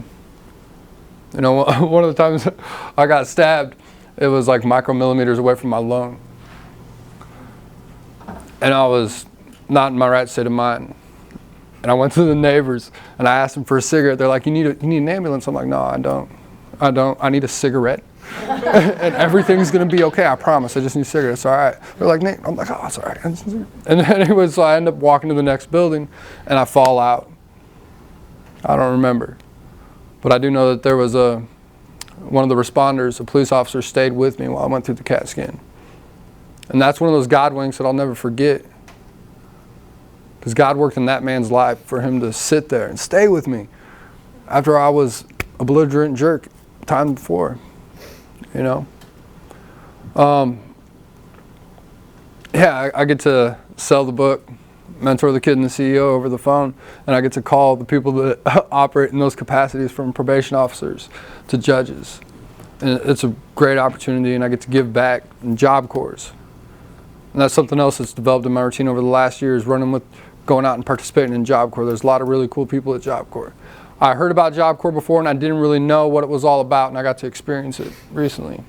It's super cool opportunity for people to, have a better life, get a trade. So I really enjoy my Thursdays. I get to go out to the Job Corps Center in Guthrie and run with Tom. I like it a lot. That's another thing with the routines, the running. So I picked up running. I remember Saturday mornings not wanting to whatsoever. There's still Saturday mornings where I don't want him whatsoever. Whatsoever, I don't want him. But I know that that's the way that I start my Saturday morning. That's the way I start my Saturday morning, and I feel better every time after I get done with it. There's never been a time when I've finished a run and been like, oh my gosh, I wish I wouldn't have done that. That doesn't happen. It doesn't happen at all.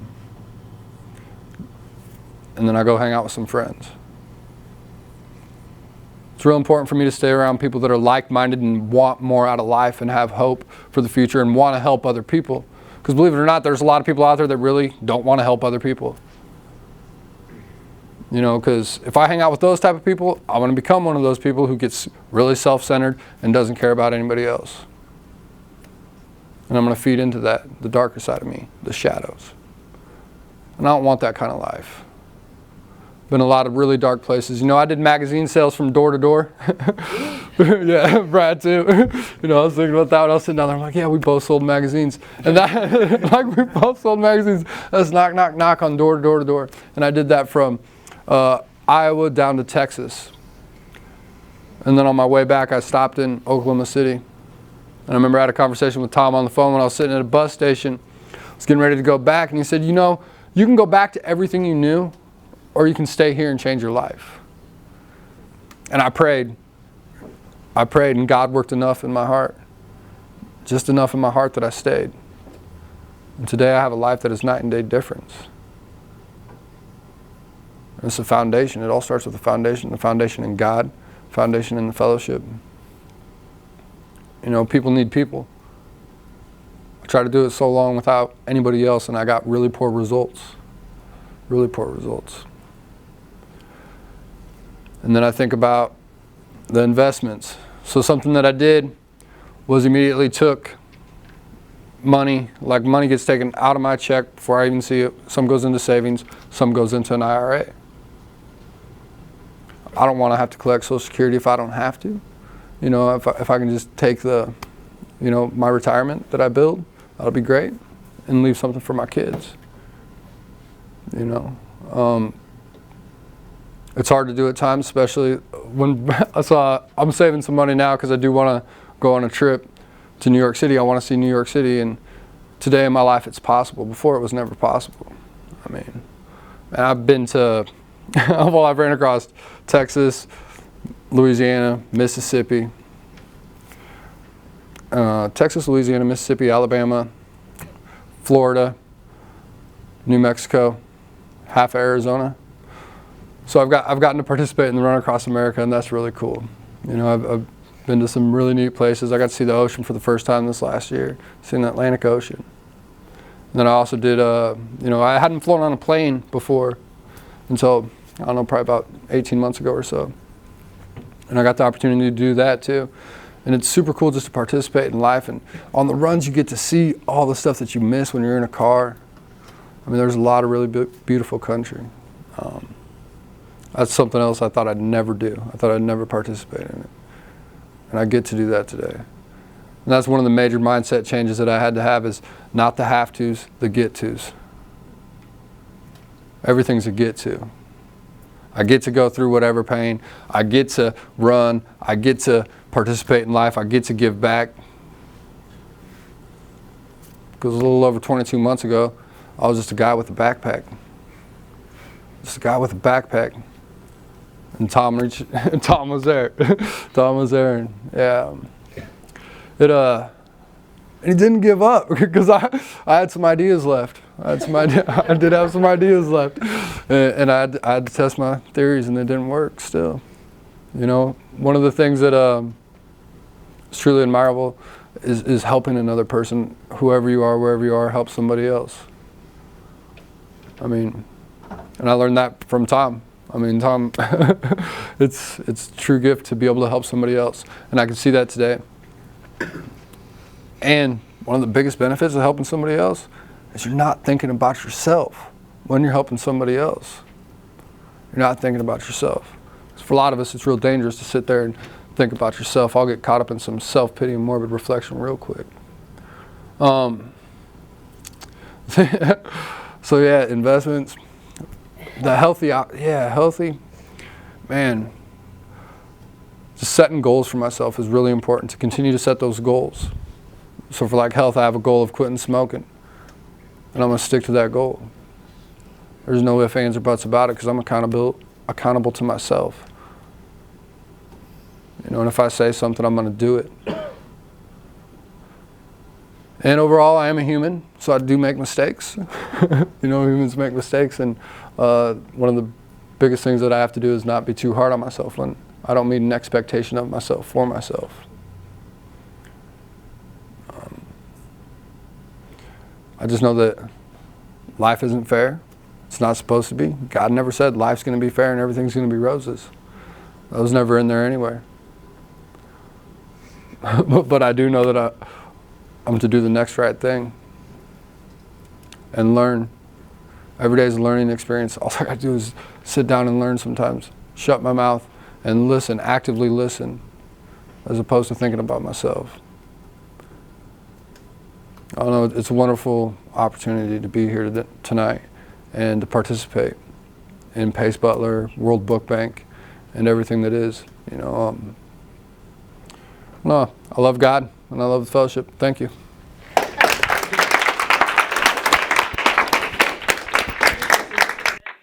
We have to have a solid foundation. And one of the keys to that foundation to be successful is we've got to have integrity. Integrity is more than just being honest. Cash register honesty is important. Not to steal money from the cash register, not to steal money from other people, not to steal from your employer by not giving them a full hour's worth of work for what they pay us. Honesty is a part of integrity. But also important is that we keep our promises. A lot of people in society today make a lot of claims of stuff that they're going to do, and they overpromise and they underdeliver. And that's lack of integrity. Integrity is saying you're going to do something and actually doing it, no matter what. Now, Warren Buffett says it's easier to have integrity if you have money. And I agree with that. Because if you don't have money, you can't fulfill a lot of your promises. For instance, if you don't have money and you're living paycheck to paycheck, it'll probably be difficult for you to maintain your automobile, if you have an automobile. You might have to rely on public transportation in Oklahoma City to get to work because you don't have the money for your own automobile. And now you're at the mercy of the bus driver, and the route. So in order to get to work on time, you might have to take a bus that gets you to work an hour earlier than you need to be there, because you can't rely on the bus getting you there every day on time. Now, if you do have a car, but you don't have the money to maintain it, you don't have the money to put new tires on it, to put gasoline, to change the oil, and you're just getting by, and you're on your way to work, and you've got plenty of time to get there as long as your car doesn't break down. But if you get a flat tire because the tires are worn out, you can't get to work. But if you have money, you maintain your tires. You put the right gas in. You change the oil. You take care of the car, so there's a chance of breaking down or less. So integrity is honesty, cash register honesty, but it's also fulfilling your promises. You tell someone you're going to be somewhere at a certain time, and you're there at a certain time, that's integrity. You tell somebody you're going to be there at a certain time and you're late, that's not integrity. Paying your bills on time is integrity, keeping your promises. For me, I had to develop this integrity. I didn't have integrity. I lied about things I could have told the truth about. I believe that we have to fail, that we do fail our way to success. We fail our way to success. I made promises I broke. I borrowed money I didn't pay back. I overate when I shouldn't have overeaten. I stayed up late because I was watching a movie that I was being entertained by. I didn't get to sleep. I overslept. I've continued to work on my integrity, work on my character.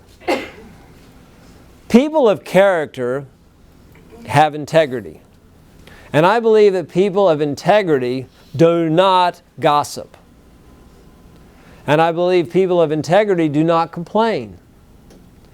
I believe that people of integrity do not use harmful words that demoralize other people around them. They don't use profanity. And so I learned a system through reading a book called A Complaint-Free World. And in Complaint-Free World, it's a simple system. You got a wristband like this one, or the new upgraded model is this little thin one that I use. Yeah. This one you put on your wrist, either wrist. I always start on the right wrist. And it stays on my wrist until I do one of three things. And if I do one of the three things, it moves from this wrist to this wrist and I start over. The object of the game is to go 3 days with this wristband remaining on this wrist.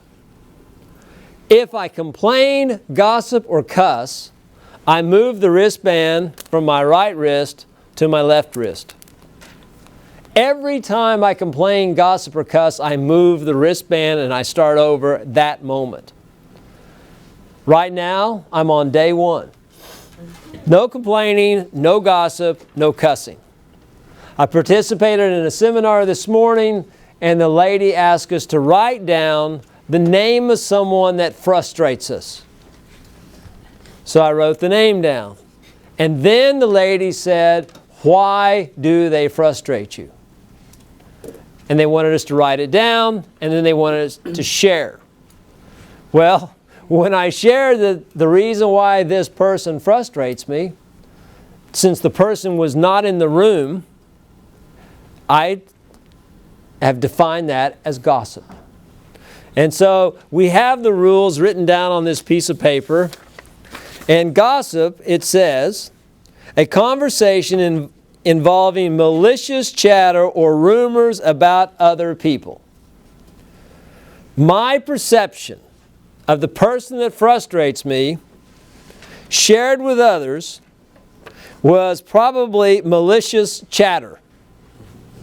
And so I moved my ban. No cussing. I know the cuss words. Some people will say, well, what's a cuss word? No complaining. No complaining about the weather, no complaining about the traffic, no complaining about the government, no complaining about taxes, no complaining at all. No complaining about a headache. If I tell you I have a headache, I'm complaining.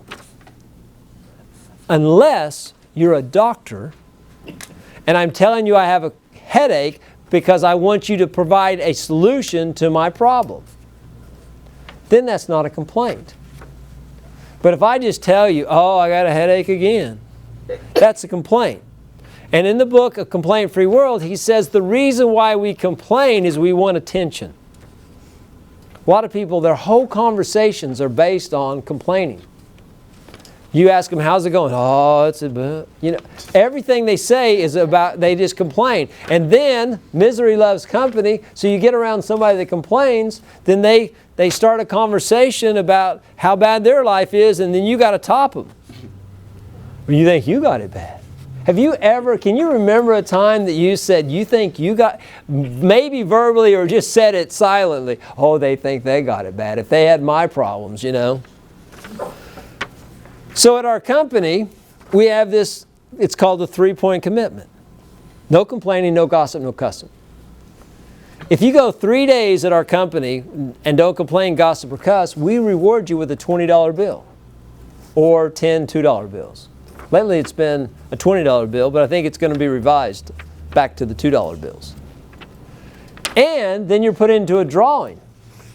Once a month, all the people that made it without complaining, gossip, or cussing, we have a drawing for $500. Have you ever won it? No. Has anybody in here ever won it besides me? Sandra. Sandra, you won it $500 for not complaining, gossip, or cussing, right? $500 plus 20. $520. How many of you received $20? Is there another company in Oklahoma City that pays their employees $20 for not complaining, gossip, or cussing? One of the most important things in an organization is the culture, the atmosphere.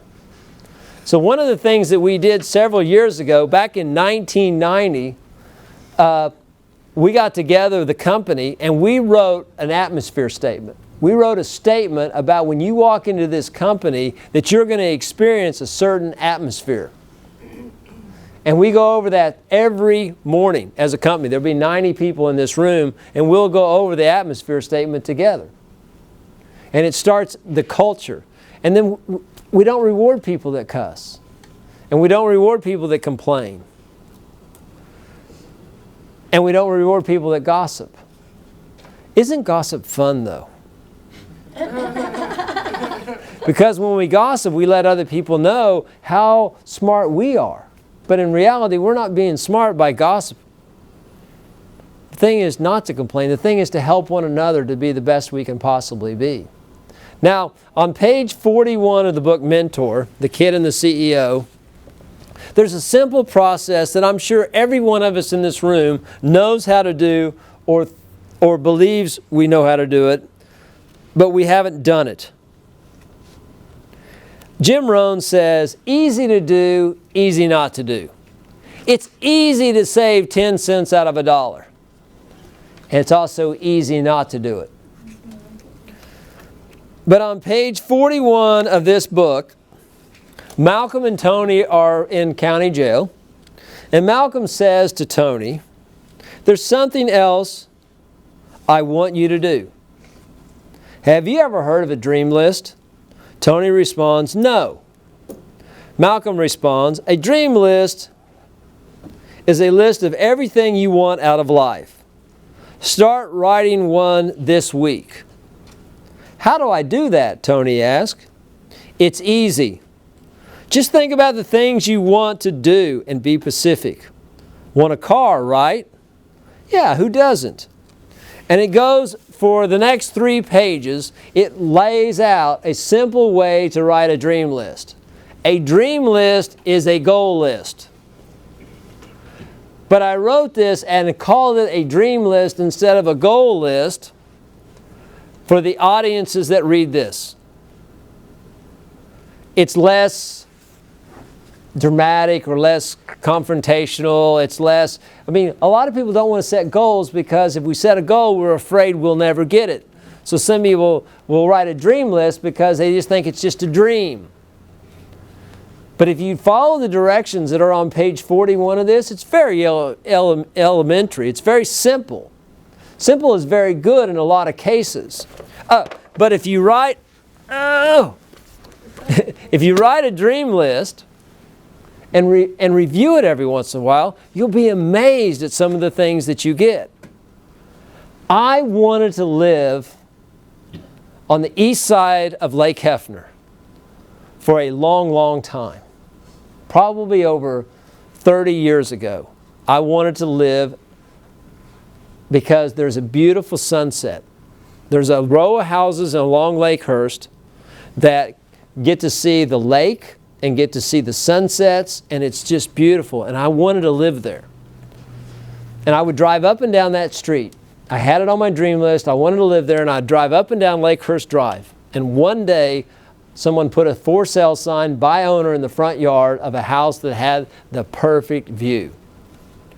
And I jumped out of my car and I said, I want to buy your house. And they showed it to me and they told me the price.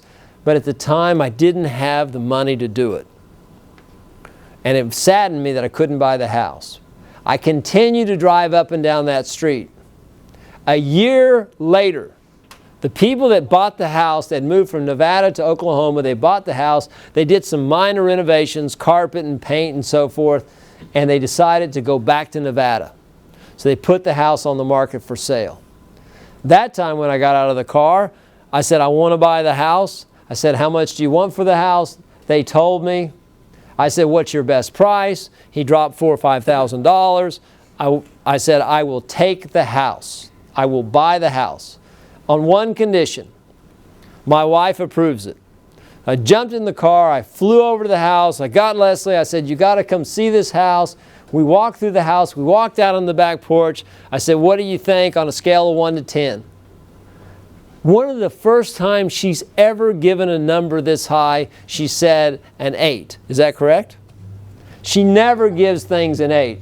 I mean, I'll do something outstanding, like I'll say, what do you think? 7, 6, never, and she gave it an 8.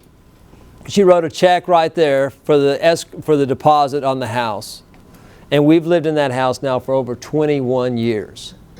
And the reason why we did that, because it was on my dream list that I wanted to live in that house. Another thing that was on my dream list is to write a book. I wanted to write a book. Zig Ziglar says everybody should write a book. So I put that on my dream list to write a book. And I started and I throw it away. And I started and I throw it away. And one weekend we were down in Dallas, Texas, getting ready to run the Dallas Marathon the next day. I went to Barnes & Noble and I saw a book. And it was about a guy that started a business with no money and turned it into a multi-billion-dollar business. He started with no money and he turned it into a multi-billion-dollar business, and he wrote this book about how he did it. And it amazes me today that there was a copy available at that bookstore. This guy started with nothing and he turned it into a multi-billion-dollar business, and he wrote it in a book, and it was there on the shelf for anybody to get off the shelf and read and learn how to do what he did. And I got an opportunity to buy that book. And I read the book, and he said, if you are doing something you don't have the talent to do, hire someone to help you. So when I got home that Monday, when I got home from the marathon, which I completed, I put an ad in the local paper. Part-time writer needed, must be good at writing essays, $20 an hour. I had over 100 resumes sent to me. People wanted to write for me at $20 an hour. I interviewed 3 people. I hired the 3rd person. His name is Walter Jenkins. This book has sold over 400,000 copies. 400,000 copies. That's a lot of people that this book has influenced. And right there is Walter Jenkins' name. Now, Walter Jenkins was an attorney, and he was a ghostwriter. So he wrote books for celebrities and politicians, but he did it as a ghostwriter, and he was not allowed to put his name on the cover, and he was not allowed to tell anybody that he had co-written the book with the celebrity or the politician. And when I hired Walter to write my book, I said, Walter, your name is going to be on the front cover of this book, because you deserve the credit for helping me to write this book. This is my story. This book is based on actual events that have happened in my life, and it's put in a story form. And the characters are Malcolm, which is one of my mentors, who helped me to get through the desert of the class action lawsuit back in 2002. Tony, which is his real name is Domingo, which is the kid in the book, and the kid is made up of several people. And then Gary and Felix and Steve. All these are real people that are in my life. The experiences that are in this book, everything is either I did it or someone else I've mentored or something I've learned from my mentor. Everything in there is actual, based on actual events that have happened in my life. And the reason I was able to write that book was because there was a book at Barnes & Noble's in Dallas, Texas, that was available for anybody to buy for less than $20. And I read that book and I took that information and then I put it into action. I had an idea, I took action on it, and I stayed committed. And I was able to write this book. And I know it has influenced thousands and thousands of people. And because I read another book, I did lunges yesterday, and it's really hard to bend over. That was a complaint. I did that earlier too, so I should go here to there, but I wanted sympathy. So because of another book that I read, it talks about make a guarantee. So there's a guarantee on the back of this book, and this is a real guarantee. And it says, if you read this book cover to cover and think it was a complete waste of your time, call me and tell me why. I will give you $50, Tom Pace, and there is my phone number. That is my office phone number. And we get about 15 calls a week from people that want the $50. And the conversation usually starts like this. I saw that guarantee on the back, says if I don't like it, you'll give me $50. Well, sir, that's not exactly what it says, but why don't you like it? Well, I do like it.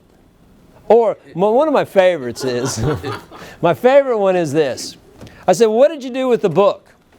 I said, did you throw it in the trash? He said, no, I didn't throw it in the trash. I said, why didn't you throw it in the trash if you think it was a complete waste of your time? And he said, well, because there's some information in there my friend needs to read that'll really benefit his life, so I gave him the book. I said, so if you gave him the book because you thought there was some information in it that would benefit him, was it a complete waste of your time if you help your friend to change his life? And he said, no, but I want the $50. I have sent the $50 to people that really got a lot out of the book, but really needed the $50. And the way I've done that is I've taken another book that they should read, and in this book it talks about the Blue Book. The Blue Book is the greatest miracle in the world. That was the first book I ever read cover to cover. And I'll take the $50 and put it inside the greatest miracle in the world and mail that to them, or send them another book. And there's some of the people that I've done this with, it's an ongoing process where they call me, they tell me what they got out of the book, I send them another book. The more we give, the more we live. The more we give, the more we live. I don't know, maybe someday I'll send somebody a book. How many of you have children under the age of 10? How many of you have children under the age of 20? Maybe someday I will send a book to a boy or a girl, and they'll read the book, and they'll develop good character, and then they'll meet your child and ask your child for their hand in marriage. Wouldn't you like that person that asked your son or daughter to marry, them to have character? And that character can happen because they read the right book at the right time. And in the back of this book, there is a book list of a whole bunch of other books to read. Now, we've updated the book list and we've passed the book list out to you guys. And there are a ton of books out there that are incredible. But the books that are on this list are easy to read but have profound knowledge. Very important knowledge to have successful relationships with your Creator, successful relationships with your friend and family, how to become financially successful. You guys can get free copies of these books up here. And if you already have one of these books, please take another one and give it away to somebody that needs it. We're going to have another seminar next month. It'll be in the middle of the month. It'll be on a Wednesday night just like this. And we'd like for you to invite some of your friends. And you're welcome to come back next month. My goal for this is 95 people. 100 people at $95 a piece. Now the $95 is used to buy more books. And some of you are on a scholarship program. You didn't pay to come to this tonight. You're welcome to come back next month on a scholarship program. I want to grow this to 100 people. And we're going to be better next month on this seminar than we were this month. We'll have better information. We'll have more interaction. We'll make more improvements. We're continuing to make improvements every month. We have to fail our way to success. So we'd appreciate if you would get the information, share it with other people, share it with people on Facebook or on any of the social medias that there will be a seminar. Do we know what date it's going to be? Do we have a calendar anywhere? No. Has anybody got a calendar? It'll be the Wednesday after Martin Luther King. Do you have a calendar? Yeah. I'll give you the date here in just a second. Either probably the 18th or 17th. Try to zoom out a little bit. Well, I guess I don't know how to use my calendar actually. Do you have the calendar? Yes, sir. God, righty. There's 5 weeks in January. Here, let me see it. Yep. So 22nd or 29th? Maybe 15th? The next seminar will be on the 15th of January. The 15th of January, and you can sign up at tompace.com. Now, the seminar first started out with a different name. It's called the Rainmaker Seminar. It was a 3-hour seminar, and then I thought, okay, we got to get something. So now, egotistically, it's called the Tom Pace Success Seminar. I don't see myself as a failure today. Some areas of my life, I'm still a failure. But I have overcome a lot of obstacles in order to become what I consider successful today. Success is temporary. My definition of success is achieving worthwhile goals. Once I achieve that goal, then I need to set another goal. Nate talked about the fact we're running across the United States. We have run almost all the way across the United States, every foot of the way.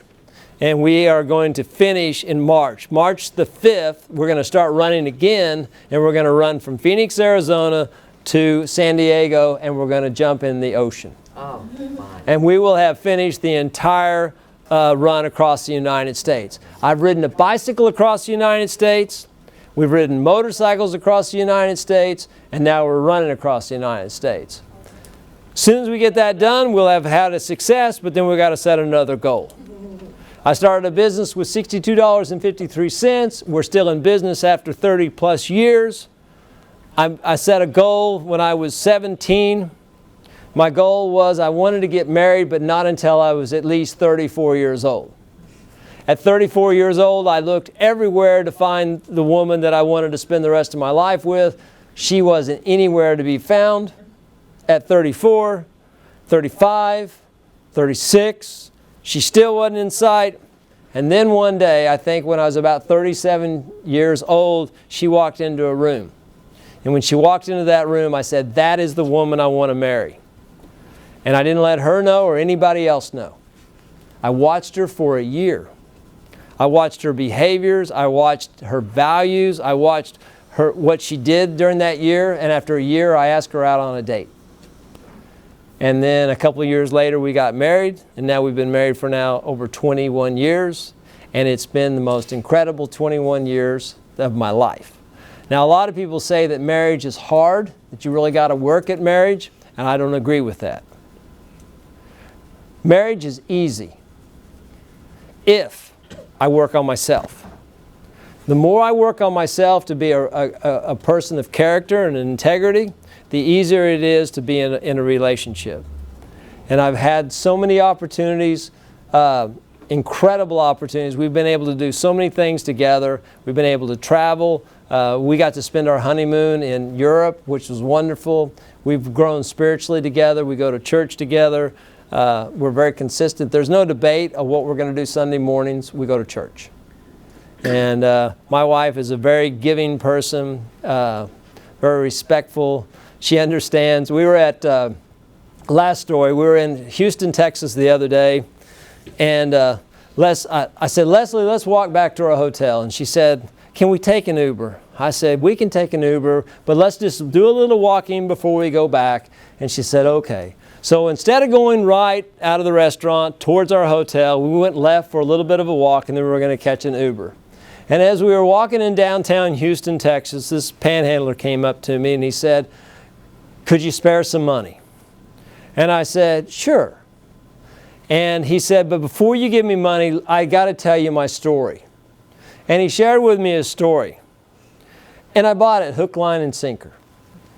And he didn't look like a typical panhandler. He was somewhat clean and dressed pretty decently, and he was out of a job. And there were circumstances involved in being out of a job. And I said, would you like a job? And he said, I would love a job. And I said, okay. I said, would you like a job in Oklahoma City? And he said, I don't even think he'd ever been out of the state of Texas. Never been out of the state of Texas. He's 50-something years old. And he said, yes. I said, okay, you meet us at our hotel tomorrow morning at 7:45, and we will fly you to Oklahoma City, and I'll get you a job working at our company, and I'll get you a place to live. You just need to show up, and then when you get to Oklahoma City, you need to work.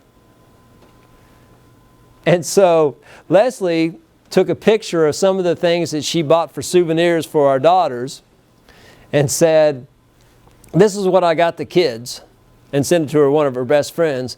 And then she took a picture of the homeless guy. And she said, and this is what Tom's bringing home. He has worked here ever since then. He's making a living. He's got a place to live.